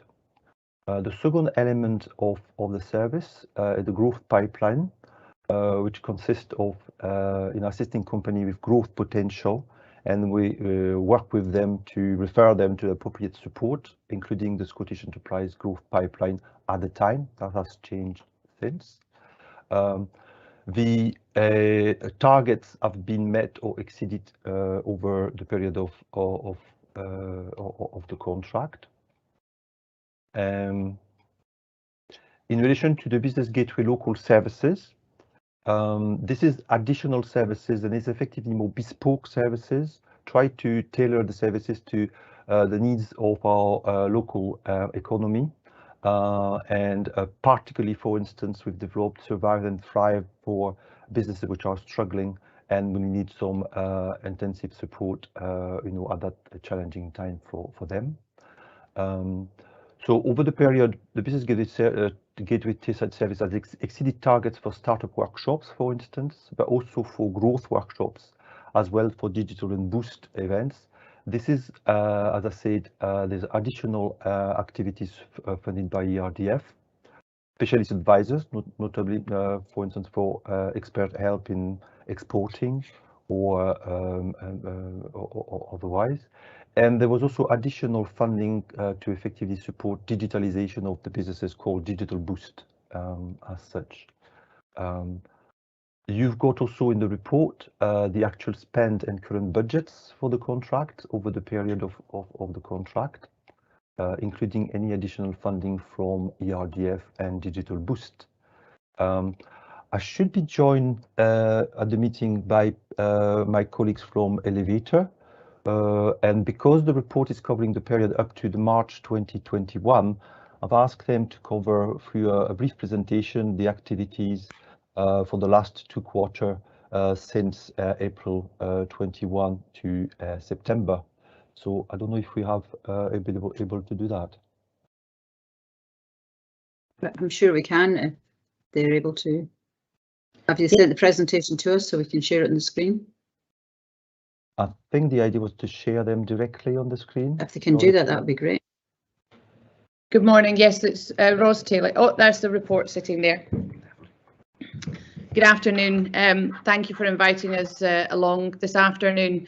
My name's Ros Taylor. If we could go to the next slide, please. And I'm Operations Director here at Elevator. Also along with me on the call today is Fiona McClellan, who's our Contracts Manager that looks after the Business Gateway contract throughout Tayside. Gary McEwen, who is our Chief Executive at Elevator, and Andrew Burnett, who is our Managing Director here at Elevator. So as I'm sure you're aware, next slide please. As I'm sure you're aware, the last year, well actually the last 20 months has been a year like no other. And everything changed, I'm sure, for all of us in March 2020 last year, when we moved from a Business Gateway contract, which was very much like previous years with growth and startup being a focus, to our phones ringing off the hook, to businesses which were excited about the prospect of starting and growing, becoming anxious and calling us with huge levels of anxiety. All of our plans were put on hold for the year to a certain extent. Our ability to move into the Creative Exchange in Perth was stopped. We were really excited about that option and we had to put that on hold. The plans for us to deliver further rural roadshows were put on hold, and that was very challenging for us. However, we were able to work very closely with our BG contract manager and with the councils locally to be able to mould and develop the services within the region. The next slide, please. Thank you. So we took a lot of time to develop our team within the Perth area. Excuse me a second, Ros. Is everybody seeing the other slides? Because I'm only seeing the front slide. Can I ask other members of the committee if they're seeing all the slides? I can see the other ones. I can see the other ones. Can you?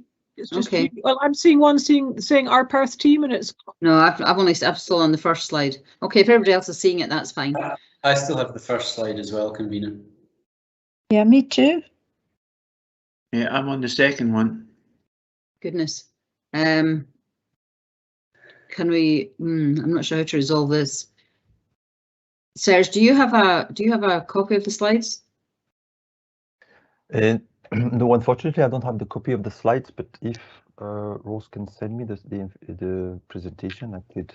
Rose, if you could send the slides to Serge, we can get them circulated to committee members just now. So I'm not sure what's happening technologically, because I can certainly see them all, but there's clearly a time delay or a glitch. So apologies. Yeah, I've had glitches all morning, unfortunately. Yeah, Rose, I mean, please carry on, but I just was curious if it was just me, but please carry on. Okay, no problem at all. So I'm on the slide that is about our team, so I thought I would focus a little bit on the team in Perth. So it's really important for us to have a really strong team to work within the Perth region and to support the development of new and growing businesses within the region. So we have a specialist rural advisor, Elaine Donaghy, who joined the team and is now focused very much on supporting all businesses within the rural area. Alongside her is Emma Kalani, who works predominantly in Perth City itself. All of our advisors are based from the Creative Exchange now, however have slightly different focuses based upon the region. Also supporting Emma and Elaine with the kind of startup businesses within the region is Isla McIntosh. So Isla is our HR advisor. She focuses very much on employment. That could be for a new start business, or it could be for an existing business that wants to look at some employment issues. Andrew Webster and Lauren Miller look after our growing businesses. So Andrew, very experienced. I'm sure that some of you will be aware of Andrew. He predominantly focuses on our growth services in terms of the growth advisory service, and Lauren very much focuses on our more newly introduced Business Boost service. So as we went through COVID, we set up a new service called COVID Survive and Thrive, which was for businesses who were really struggling during the period of 2021. However, in the last year, we've very much focused on either regrowth or growth of our smaller businesses within the region. So it was very much a need for example, your retailers who had faced some challenges over the last year that wanted to get back to where they needed to be or where they had previously been, or those smaller businesses that wanted to grow more significantly, but not to the level necessarily of a higher growth company. Next slide, please. Which has not come up on my screen, but that's not, oh, there we go. So the other things that we focus quite on, it's on now. Sorry, I haven't switched off the microphone, but it's moved. I'm okay. Okay. Other things we've focused on significantly over the last year is our collaboration. So it's really important for us to engage with other organisations within the region, and so we've been working really closely with a number of organisations as per the screen. So for example, we've done some collaborative events with GrowBiz in the rural industry. We've also been working really closely with Perth Prison to support some of the prisoners within the region, and also working really closely with PCAVs, as well as undertaking in this week we're doing a networking event with the DYW, and of course we're working very closely with the Perth College UHI and Perth and Kinross Council and the Economic Development Department within the council. So collaboration is really important for us, and it will see us continue to grow the strength of the economy within the region by working together to get to as many businesses or as many new start businesses as we can within the region. If we could have the next slide, please.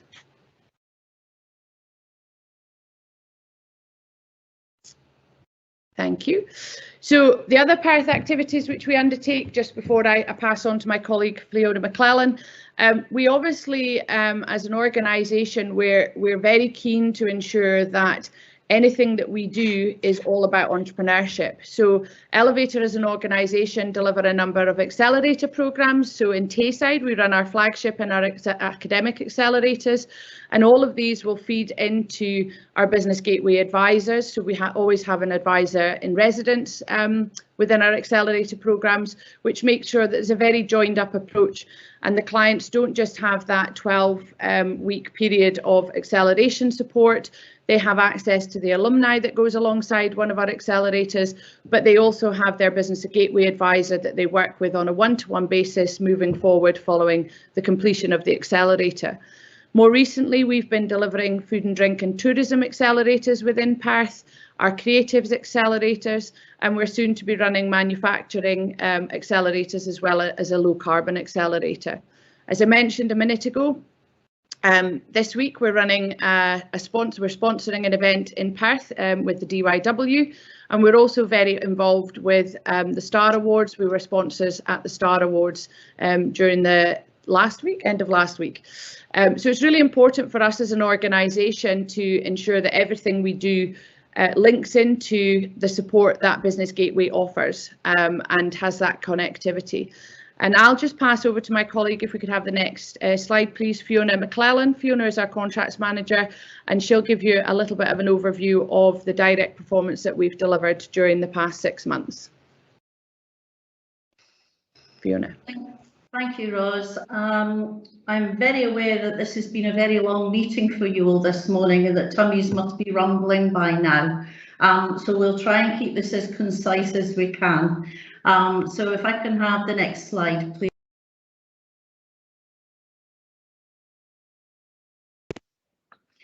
Right, so quickly, over the last couple of years, our targets were revised down the way due to COVID. And we've managed to exceed them both in 2021 and we're kind of looking like we're on target to exceed them this year as well.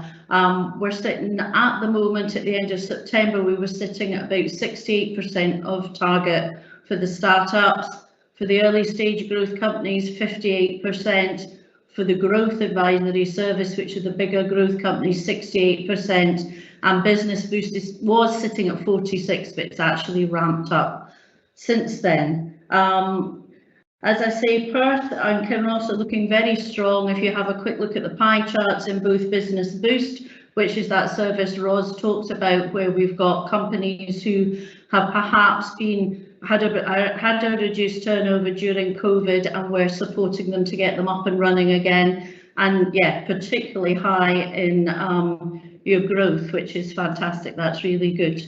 Can I have the next slide, please? In terms of rural breakdown, all the rural businesses we deal with, Perth again is sitting quite high there with about 60-odd%, which is good. So we are reaching, although we obviously are based in Perth, we do reach out and engage with rural businesses across the whole of Perthshire as well.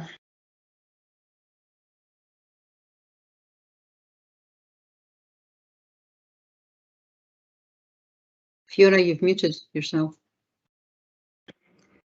And again, Perth is sitting that little bit higher ahead. We obviously have a few more female entrepreneurs in Perthshire compared with Dundee and Angus. So if I can ask for the next slide, please. Right, coming from a sales background, it is an absolute joy to manage a team who consistently break targets here. But I always feel that's only half the story.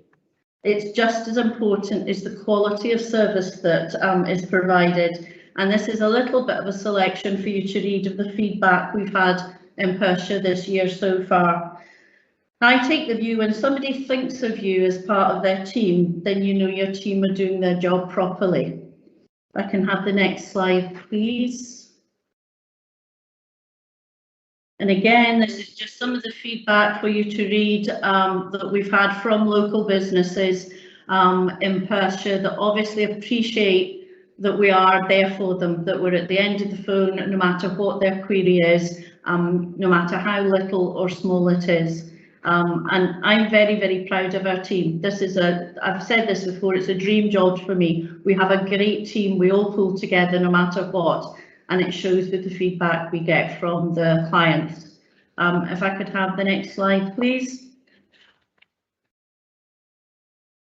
And this was a young lady who actually went on the accelerator programme is going great guns with digital, teaching people all about the digital process, and actually is so good we've taken her on as one of our expert helps because she's really enthusiastic, she's really bright, and the clients really enjoy working with her.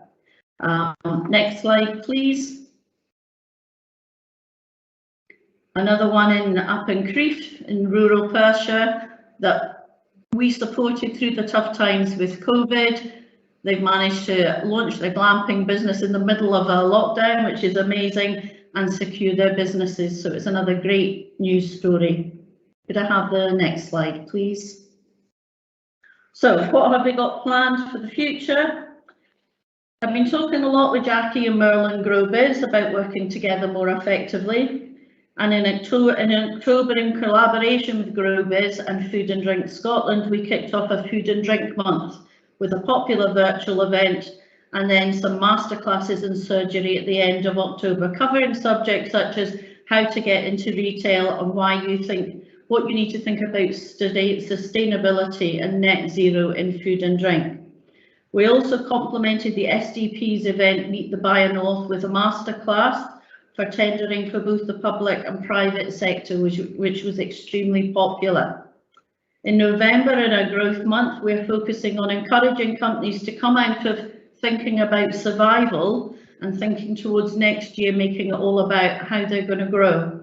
Working with Julie Barnsley, we've collaborated on reaching out to businesses who are looking to grow and might be interested in investment, and held a masterclass on pitching for investment, which will complement the Angels Share event that's been hosted by Perth and Kinross Council in February. December and January are very popular month for tax advice, and we're ready with tailored masterclasses and surgery to help businesses make sure they are taxman ready at the end of January. We're also starting the new year with a focus on working on becoming a great employer, because as we all know, funnily enough, recruitment is now a huge issue for a lot of local employers. So we want to work with them to help them recruit, retain and develop their staff, so that they're not constantly having to try and go back to the market and find staff. In February, we're continuing another month dedicated to growth, looking at HR issues and digitalisation for growth, and we've got some really inspiring speakers focusing on all kinds of things from selling online and how to increase their sales. We look to end the year in March with events and classes focusing on retail and hospitality in each of the 3 regions. COVID depending, we're hoping for having live events with these to try and inspire and support local traders across the region, because we're very aware retailers and hospitality businesses have been greatly affected by COVID and are not quite seeing the footfall back that they would hope to by now. So last slide, please. It just remains, if any of you have any questions that myself, Ros, Andrew or Gary can help you with at all. Thank you very much, Fiona and the team from Elevator. I think if anybody's any questions for Elevator, I think I'll take those first, and then any further questions in from our officers. That's possibly a way to do it.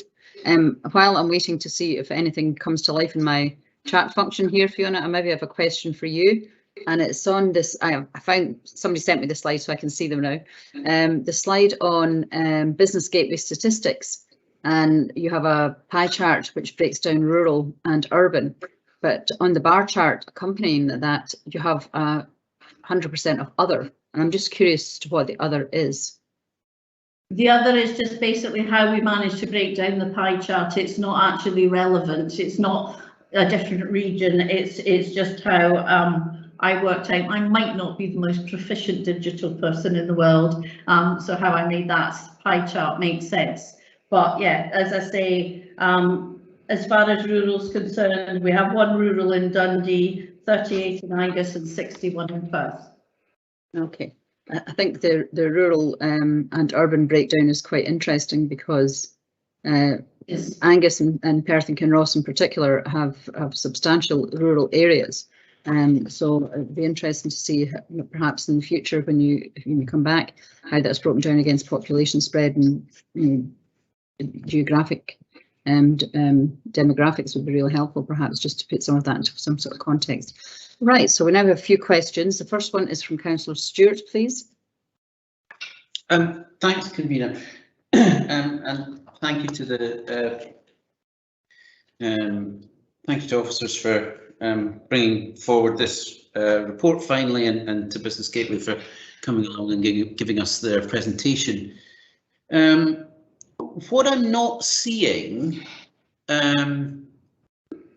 is an assessment of the value add of the £1.3 million annual spend on Business Gateway. You know, in terms of you know, we've got numbers of businesses supported, we've got numbers of workshops delivered, but nothing about the durability of the businesses, the sustainability of them from startup through growth to larger expansion, and nothing about economic impact. So you know, where you do a programme of workshops and mentoring across the year, or where you support 100 businesses to start up, what's the value to the economy of those businesses? You know, because if it's only £500,000, then we'd be as well just giving the giving the money straight to businesses. But if it's £10 million, then it's the 1.3 million is a great investment, I would suggest. So do you have any information about the sustainability of the businesses and the actual economic impact of this spend? I think we'll ask maybe David, perhaps economic impact assessment, maybe one for officers to answer. Thanks, Convener, and thanks for that question, Councillor Stewart. I think it's a very good question. I mean, the explicit assumption will be if we're helping individuals start businesses and we're helping businesses to grow into new markets or to grow into new products or services, that is all contributing to direct economic impact. But it's not something that we ask Elevator to measure in terms of the contract that they have with us. So I think it's something that we need to take back. I mean, Serge may have some information to hand, but it's not something that we've regularly done. But in general terms, I think there is some national information on the overall value of Business Gateway. But I think probably best if Serge comes in at this point to see what we've done at a Perth and Kinross or a Tayside level as opposed to a Scottish level. Okay, thank you. Serge? Yes, I've got some information about the outcome effectively of that funding in relation to the growth pipeline, because Elevator did a survey of 121 businesses which were supported by the pipeline across, over the period. And when they are supported, they have to tell us, the number of employees that they have and the turnover they have. And obviously, over the period when they've received support to grow, they have projection, they anticipate increasing jobs and increasing turnover. And through that survey, the employee predicted change was about 1,000 jobs over the 121 businesses which were supported through the growth pipeline. And in terms of the turnover predicted change, it was over 147 million. So that's the kind of outcome that can come from the support through the pipeline. In relation to startup, one indicator effectively to use in terms of outcome will be the survival rate of a business. So effectively after 3 years, 5 years, etc.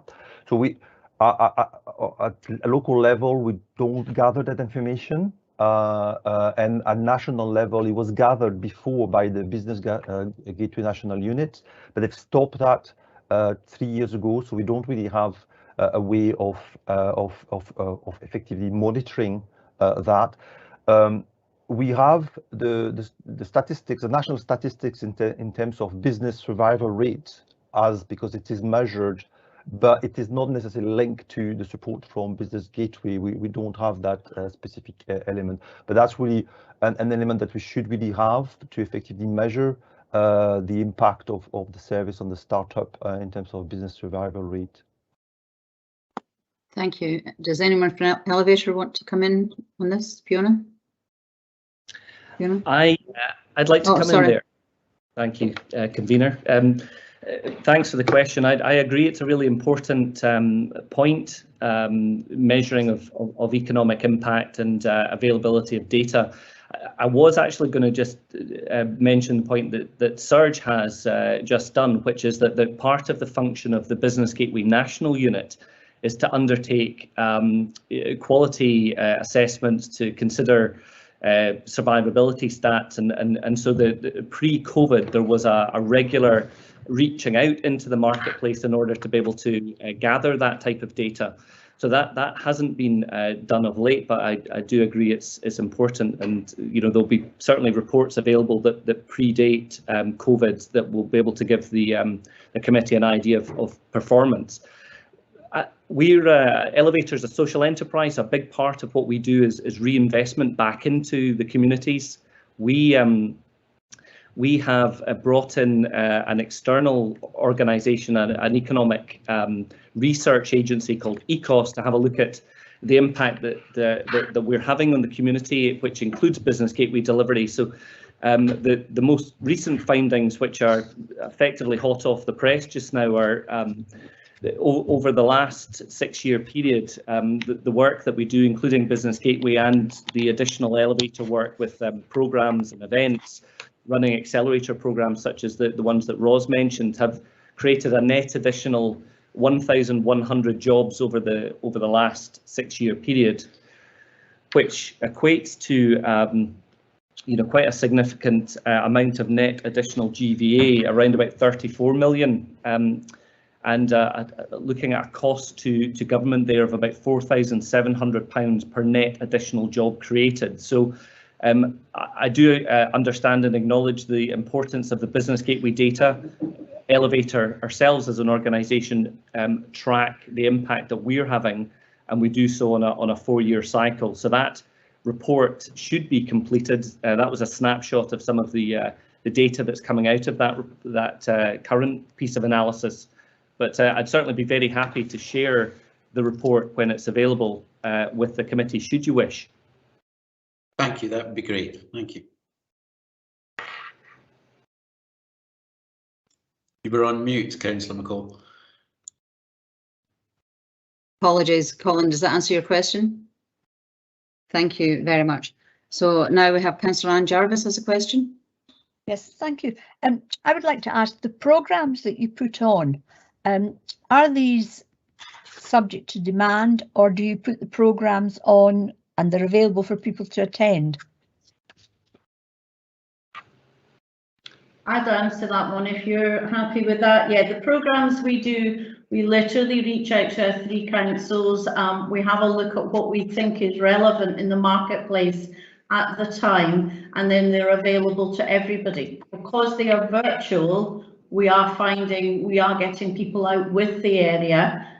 We've just done a couple of local workshops back in-house, because obviously under that situation, we know we're engaging with Tayside businesses. But as I say, when you offer a programme virtually, it can be any business anywhere, literally in the UK and sometimes in the world. Yes, so the uptake's very good then. It is good.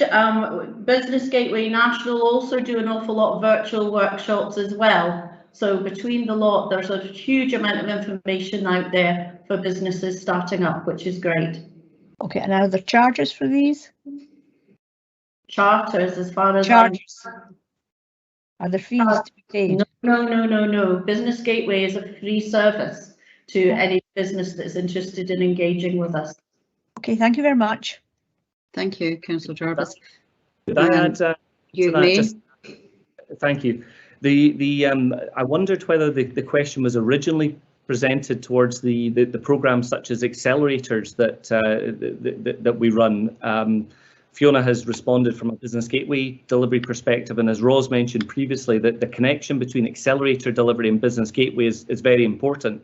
It's a great way for encouraging new startup activity and growth within the local business base. But these are all available free of charge. We're in the planning and preparation process for running 4 different accelerator programs in Perth and Kinross area. So there'll be a food and drink stroke tourism one, there'll be a creative focused one, there'll be a manufacturing one, and there'll be a low carbon one. So hitting some of the significant key industries within the region, and these will be available free of charge to participants. And as I say, they'll be very complementary to Business Gateway delivery, but Elevator will deliver these on behalf of, we've been commissioned by Perth Council to deliver these. Thank you, that was slightly different, yes. Thank you. I think that's all the questions we have now for Elevator, unless I'm missing something. So we'll move on to questions for officers, and Councillor Liz Barrett. Thank you, Convener. My question is about funding. I see the risks in section 2.18 on page 137 of our papers about us losing the ERDF funding, which is very significant, having been over 300,000 in 2019-20. There are, I know work is going on about trying to mitigate this by lobbying the Scottish and the UK governments, and I just wondered how that is going, and also how much confidence we can have if the UK government put money in, will it actually flow through for us to be able to spend it in Perth and Kinross and Tayside on Business Gateway. And related to that is the loss of 150,000 for 3 years, which seems to have disappeared into Dundee City Council. Can you explain that, and if there's any chance of recovering it, and what happened to the money? Thank you. That is a question that was raised, probably predates you, Liz, and we're still waiting for all the answers, so good question. Who would like to answer that question, Serge or David? I can start, Convener. Thank you. In relation to the ERDF, that is a significant risk to the additional activity that we talked about, that we are able to deliver and add value to the core Business Gateway contract. We don't know the full the full way forward yet. I mean, the UK Shared Prosperity Fund is a potential source of funding, and we are aware that the UK government would prefer that the Shared Prosperity Fund is managed at a regional level. So we already had some discussions, through the Tay Cities management group as to how we can get as much maximum value for Angus, Perth and Kinross and Dundee out of the Shared Prosperity Fund as we can. And it would make sense that some of that activity is best delivered very locally, and some of it is probably best delivered at a regional level. So that's certainly the future principal source of funding. But without making clearly a political point, we don't yet have the detail of how that Shared Prosperity Fund is due to be rolled out. So I think that's the principal way forward. That is the principal replacement for ERDF. There will be other sources of funding, and certainly as a council, we're about to engage and recruit an external funding officer who will work with officers across the council to find and ensure that we are actually taking advantage of all sources of external funding, particularly as the trend seems to be competitive bidding for those sources of funding rather than specific allocations. So we need to become much more fleet of foot in understanding what's available and how we get our hands on it. And we'll work with that as a Perth and Kinross level. We'll work at a community level, and as appropriate, we need to be fleet of foot and work regionally. So it's playing to our strengths at whatever scale we think is appropriate. The second part of the question was specifically around decision by Dundee City Council to use the Business Gateway budget to contribute towards its savings. Now, clearly that we challenged that position quite strongly with Angus Council, and that position has been reversed. Serge is probably best placed to give you the specific information in terms of the timelines for that, but the paper I hope makes it clear that we have had that position reversed. But Serge, do you want to say a little more on the 150,000? Yes, I can add that, as David mentioned, after interventions from both Angus and Perth Indigenous Council, we managed to reverse the situation, and the money was reinstated from 2020 and 21. So you can see in the table, effectively, there's an increase of 150 from this time. However, the 3-year savings were not recovered. So they were not recovered, as part of that process.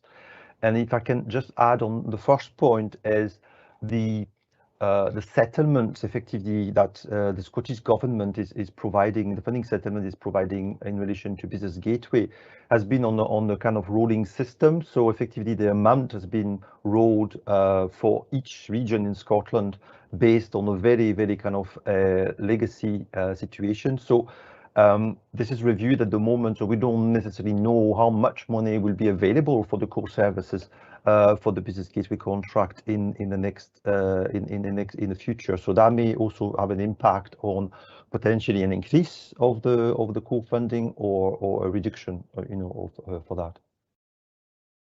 Okay, so just to be clear, the 450,000 has disappeared, basically. Yeah. Effectively, he has not been recovered. Okay, thank you. Thanks, Liz. Thank you, Serge. Councillor Stewart, I think you were the person who first raised this particular issue. You have some questions for officers. Yeah, so just as an initial question, a follow-up to Councillor Barrett's. What steps have officers taken to recover that £450,000 for the benefit of Business Gateway? And what was the answer from, do we have anybody from Dundee City Council on the call? No. What was the answer from Dundee City Council in terms of why they wouldn't restore the £450,000? If I can start that, the discussions took place at Chief Executive level. So that was certainly a matter which Karen Reid would have taken up and did take up with David Martin at the time. Now, clearly, neither Karen Reid or David Martin are no longer employed by the respective local authorities. However, I've seen some of the correspondence. It was pretty robust. Dundee City Council made those savings, and therefore it was impossible from their perspective. And again, there's no one here to speak for them, to reinstate that saving back into their budget without making, in their case, the 150,000 annual reduction to their own previous revenue expenditure. The best deal that we could strike, in the spirit of partnership, if you like, was that the future saving was reinstated from, the 2021 year. But you're absolutely right. The previous savings, the 3 times 150, were not possible to be reinstated.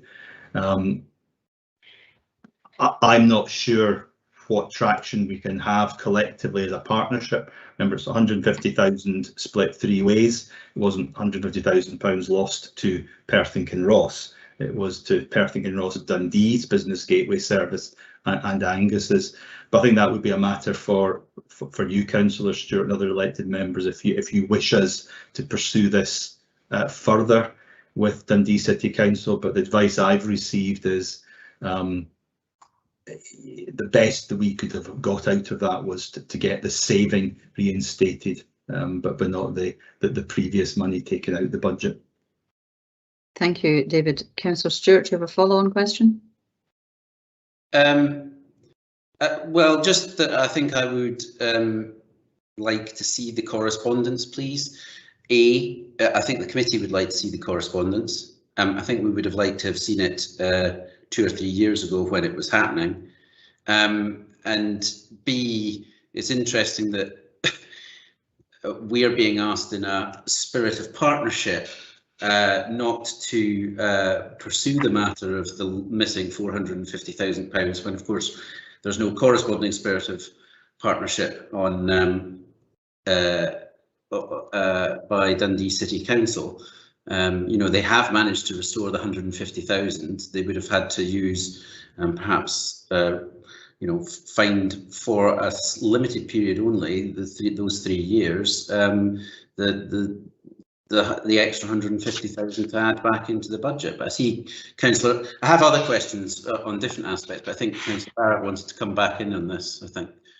I see Councillor Bailey has seconded that call. Councillor Liz Barrett, is Peter gone? I think he has. Councillor Liz Barrett, do you want to come back in? Yes, Peter put in apologies. He had another. I did see that. Yeah, I didn't know if he'd actually gone there. Yeah, no, he's had to go. Sorry about that.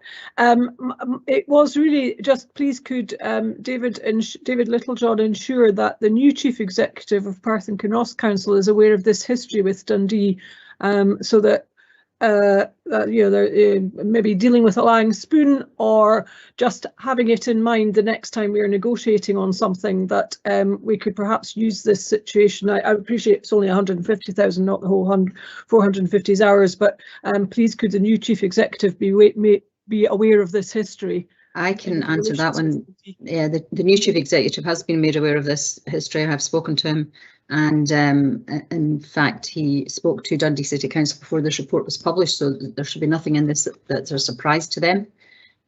So he is fully aware of the background and the history. Thank you, Convener. So that's, yeah, so that was clear. I think I'm not so sure about how we can make all of that correspondence in the public domain between chief executives, but nevertheless, I do think it should be made available to the Scrutiny Committee, because this is a long-running matter, and it does raise concerns about wider governance where we have shared arrangements with other local councils, where we are not the host or anchor authority. So I think there are some wider considerations that perhaps this committee needs to take under consideration. Councillor Bailey, I see you second the request for the correspondence to be shared, and I think, you know, if it's shared between this committee, I think that would be appropriate, at least in the first instance, and then we can consider how we would want to take it further forward. I understand, Convener, that it will be subject to freedom of information rules anyway, so I don't see any reason why we can't put it fully into the public domain. Exactly. Thank you. Okay, thank you. Councillor Stewart, do you have any comment? Yes, of course, David, yeah. Yes, absolutely. I mean, we can track it back, but I suppose I'll just reiterate the point that some of this was around conversations between the chief executives, you know, neither of whom are with us.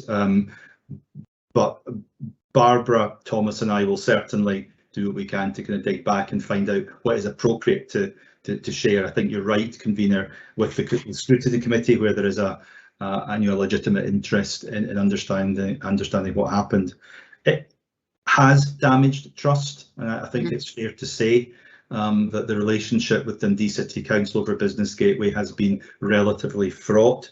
I think helped because the budget was reinstated, but certainly moving forward, you'll see that level of trust needs to be much more explicit.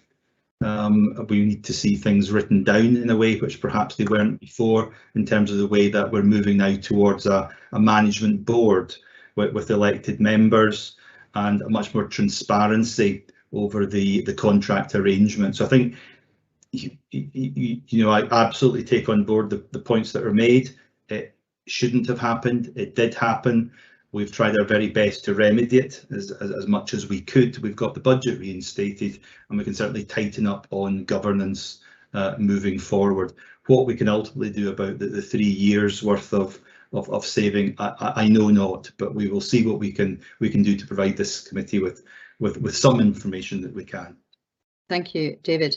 I think that we'd be remiss in our responsibilities as a Scrutiny Committee not to look at this further, and I do think there is possibly a wider consideration to be given to how both the role of elected members in collaborative arrangements with neighbouring councils, which is to be, I think, endorsed and recommended and brought forward. I think it's the right way to go forward, where we have shared interests across council boundaries. But I do think the governance of these needs to perhaps require greater scrutiny by this committee, if nothing else. And it's something that I will talk to members of this committee afterwards about. But I do appreciate this report has taken a long time to come. I think the particular subject around the Business Gateway was initially raised by Councillor Stewart, for which I thank him. And but I am glad to see this report has finally come into the public domain, so that it is out there. And I think that officers are to be commended for their doggedness in getting this report to come before this committee.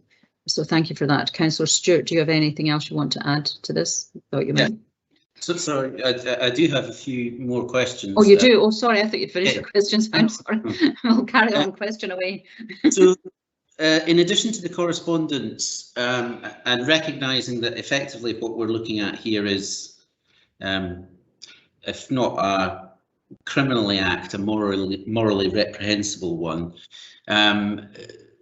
is there a memorandum? Can the memorandum of understanding also be circulated, please, to committee members, because there is a dispute clause within that, and I wondered whether officers had looked at the dispute clause and pursuing matters through that.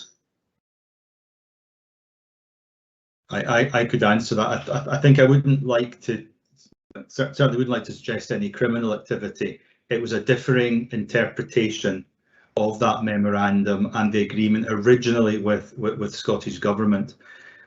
But bear in mind those agreements extend back to the point at which Scottish Enterprises responsibility for Business Gateway was transferred to local government through COSLA. I think we'd all recognise that that memorandum of understanding could be interpreted in different ways. Our interpretation and Angus's interpretation was certainly not the same as Dundee City Council's, and I think that's the moot point. And I think Dundee colleagues were the report was passed to them for their comment. They agreed with the wording that was in there. That was an inappropriate action based on the memorandum of understanding. But I think I would be cautious about suggesting it was anything more than. I think you're right to suggest morally it was inappropriate, but beyond that, I'd be cautious about suggesting anything else. But absolutely, we can share that document with committee members. Thank you. Thank you, David. Colin, another question? Yeah, still going. Sorry, it has been 3 years. I know. In 2.1 in the contract performance, based on achievement of targets, Elevator's contract was extended to the 31st of March 2022, and we've heard about the achievement of targets by Elevator. But I'm just wondering at what level it was decided to extend the contract. So who which officers, that was decided, I presume, at officer level, but was that an appropriate decision to make, given the concern that had been raised over the management had already been raised at Scrutiny Committee over the management of the contract?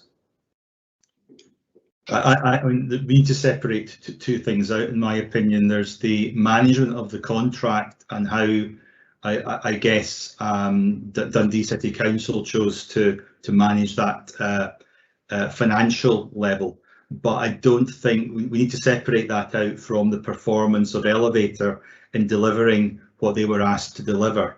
And the latter is not in any dispute, in my opinion. I think from what you've heard from Elevator and the content of the report, you can see that Elevator have more than delivered what they were asked to do. So I think it would have been unfair to penalise Elevator and the contract delivery from that perspective, because there was a dispute in the background, if you like, over how Dundee City Council have managed the overall gateway budget. The business gateway contracting takes a long time to go through the process. It's a major public procurement, and therefore the lead-in time is significant.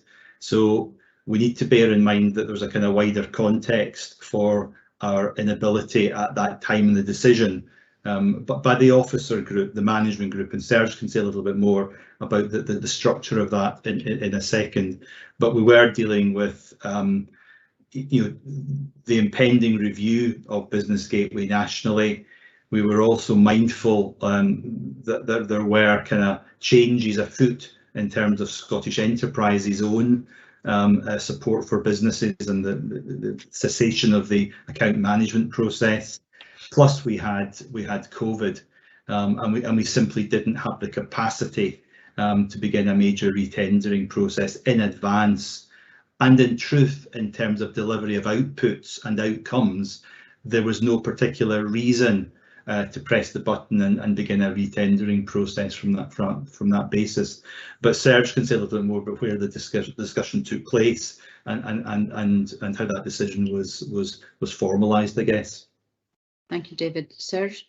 Yes, I can also mention, as David mentioned, you know, the money saved by the City Council didn't impact the contract value, because if you can see the table, the value of the contract stayed the same despite the fact that 150,000 was effectively saved by. So obviously the City Council saved the money from the management costs of the contract, not so it didn't have an impact on the contract, which means the contract was delivered as planned, as per the contract, which as David said, it was effectively assessed and based on the targets achieved by the contract. It was decided effectively to extend the contract up to the maximum of what was allowed by the contract. So that was done at the management group committee, which is a group of officers. And it was an unanimous decision to extend the contract because of all the reasons that David mentioned in terms of the situation, the COVID, the fact that we didn't have the capacity to support that, and the fact as well that by reinstating the money in 2021, there was extra money going to the contract, and that will enable us effectively to deliver more activities in a time where the business were needing that as such. So that provides some. I would. Sorry, Colin. I would agree that we need to separate out the two things. The main focus, I believe, for this committee is the governance arrangements between the three participating councils, and how we can make sure that those are robust enough for the future, so that this type of situation there's checks and balances in place, so that this type of situation doesn't arise in the future, or there's at least some mitigation against it arising in the future. Colin, do you have more questions? Colin, can I ask you how many more questions you have? I think we'll limit it to two. Yes. Short ones, please. Yeah, okay. I can see weary faces around the screen here. I'm sorry, but no, I know, and I have already committed that we will have a conversation outside of committee about this particular issue, because I know it's exercised a number of committee members for the past 3 years. So I think it's appropriate we'll take some things offline, and then if we need to bring it back again to a future committee, that's what we should do. Thank you, Colin. If you can press ahead with your questions now. Thank you. So Mr. Maroon anticipated part of my question there, which was there's a section 2.16 says that although the value for the contract which was tendered was not impacted, Dundee City Council decided to make a saving of £150,000 a year. So what I'm looking at in the next table in 2.18 is the actual spend on core and local services for 3 years was £1 million, and then in the 2021 and 21-22 it was £1.15 million. So there has been an impact on the spend, hasn't there? And also in relation to that table, I think the report says that there is one member of staff at Dundee City Council who's tasked with managing the contract, but the Business Gateway Programme management costs and fees are in the region of £350,000 annually. So what are the management costs and fees that are not related to the single member of staff that Dundee City Council employs? Yeah, so the first element is the savings on the program management cost of 150,000 was made, as I said, out with the contracted value as such. And there were obviously more people involved and employed by the City Council at the time. And that's why obviously this cost Dundee City Council was able to save that amount from this cost because it was much higher. The cost of the breakdown of the cost for the management cost. I don't have a detailed breakdown of it, but it will be made of the staff, obviously, cost including the coordinator. And that's not only is obviously the City Council is charging for other management fees in addition to the staff cost. Can I ask a follow-on question for that? Sorry, Colin. Is there a fixed percentage in the arrangement that is allocated to management costs? No, as far as I know. Okay, so this is okay. That's fine. Thank you. If I Colin. could, sorry, David. Yeah, if I could make an additional comment. This is exactly, I suppose, at the heart of the matter, and I think that's back to the recognition that we can't perhaps proceed in future in the same level of implicit trust between partners. I think moving forward, therefore, we have insisted that the Dundee City Council are much more explicit in the breakdown of the management costs. So yes, it was partly staff. At the point at which Business Gateway was transferred from Scottish Enterprise to local government, there were 2 members of staff, 2-paid if you like, across. One of those members of staff has since retired, and therefore that has delivered some of the management cost saving in the programme. But the rest of it in relation to IT, legal, finance, office, etc. That's the part of the contract that the management fee that we need to see much more explicitly broken down, because to be absolutely honest with members of this committee, we've suggested that if we can't get that level of transparency, I would much prefer that, for example, Perth and Kinross Council took on the overall management of the contract on behalf of the partnership, where we would have a much clearer, more transparent governance arrangement in place. So that's what, moving forward, Dundee City Council has agreed to, the new structure with the new governance and the greater ability for more regular scrutiny by elected members. So that's what we've put in place, because I think we have all learned from this process. It has been deeply unfortunate, and it's probably damaged some professional relationships, but we need to do what's right in terms of the absolute transparency of how we're using public money. Thank you, David. Colin? Yeah, I think it would be really useful to see that detailed breakdown of the expenditure. I'll come back with a comment afterwards. I know other people will want to say things, but last very quick question. The new governance arrangements, including the Memorandum of Understanding and board nominations, will be reported to a future meeting of SPNR, and I'm just wondering when that will be. Will it be before the renewal of the contract for March next year? Yes, okay, that's fine. Getting nods. Thank you. Okay, thank you. Are there any other questions? I have then one final question. It's really about the renewal of the contract, and given how long a public tender can take, I'm just wondering, has the procurement process started, and who's running it?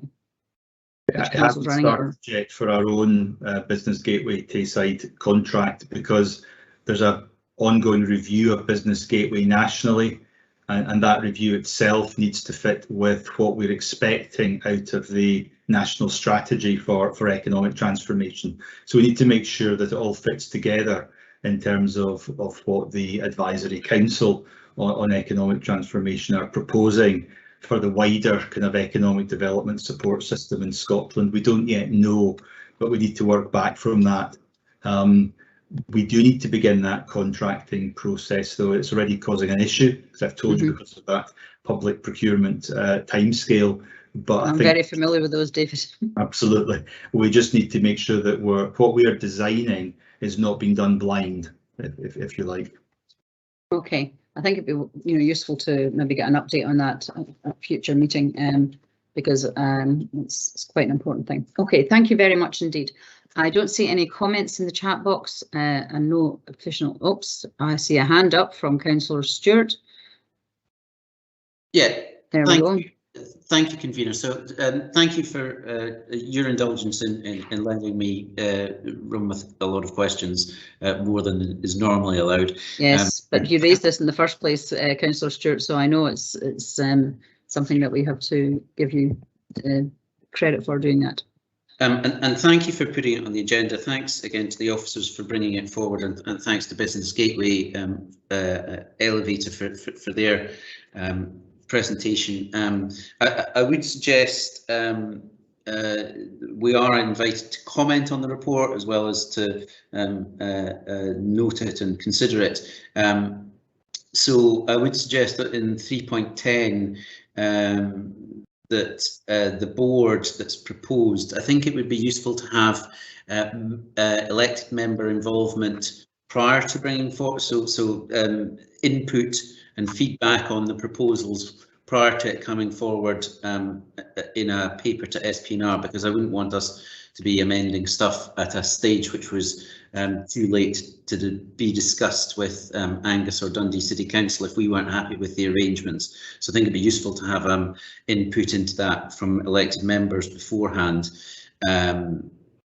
And I do think it says as well that the board minutes, this new proposed board, would be reported to the City's Joint Management Committee for information, as well as Perth and Kinross Council as needed. And I would suggest that at least in the first instance, because of the situation that has arisen, because of the professional relationships, as Mr. Littlejohn referred to, that have been damaged, that it most certainly is needed. And I would want to see those regularly coming back to, whether it's Scrutiny or to SPNR as the committee responsible for external relationships on behalf of the council. I would want those, I would say that I think the committee would expect those to be coming back on a regular basis, at least in the initial period. And the other thing is just to thank officers for all of the information that they've committed to providing. But thank you for that. Thank you, Colin. I would agree with that suggestion. Would ask officers to give to consideration as to how that could be done. And before I ask everybody to note the report, I would also thank everybody for the effort they've put into it. I know it's been a long time coming, but I'm pleased with the report. I think it's answered all the questions that elected members of this committee had, and has pointed a way forward, which is extremely helpful too. So thank you to the officers for the report, and thank you to Elevator for attending today. We really appreciate it. And if there are definitely no further questions or comments, then can I ask the committee to note the report, please? Noted. Noted. Noted. A few nods. Thank you very much indeed. Good. And now we're at the final paper. Everybody will probably be very pleased to know. And it's a paper on the registration of births, deaths and marriages and civil partnerships in Perth and Kinross. And can I ask Christina Flynn to introduce the report, please? Hello, Christina.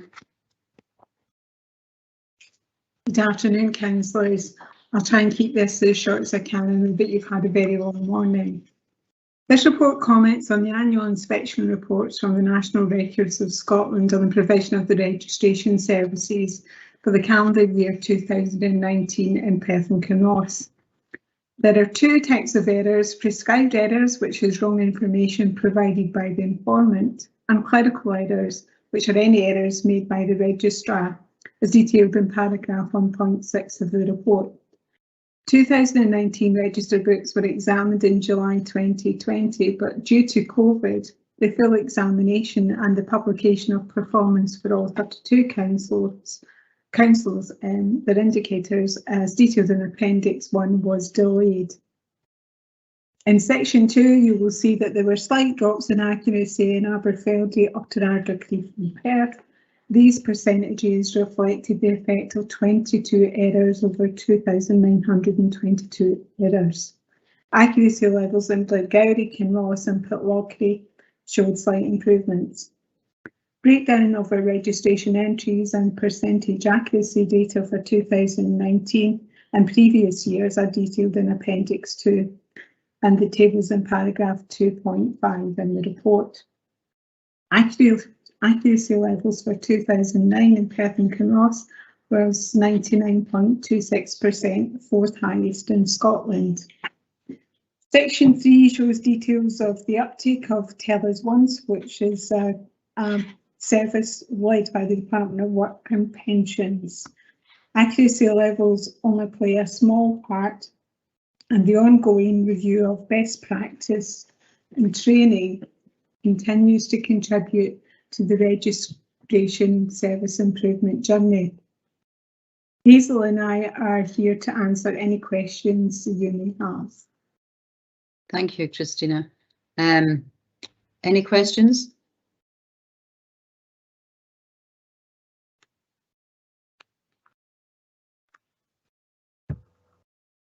So, we have some questions. Okay, so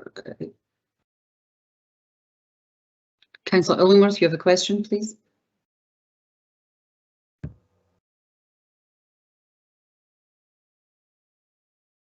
David, you're on mute.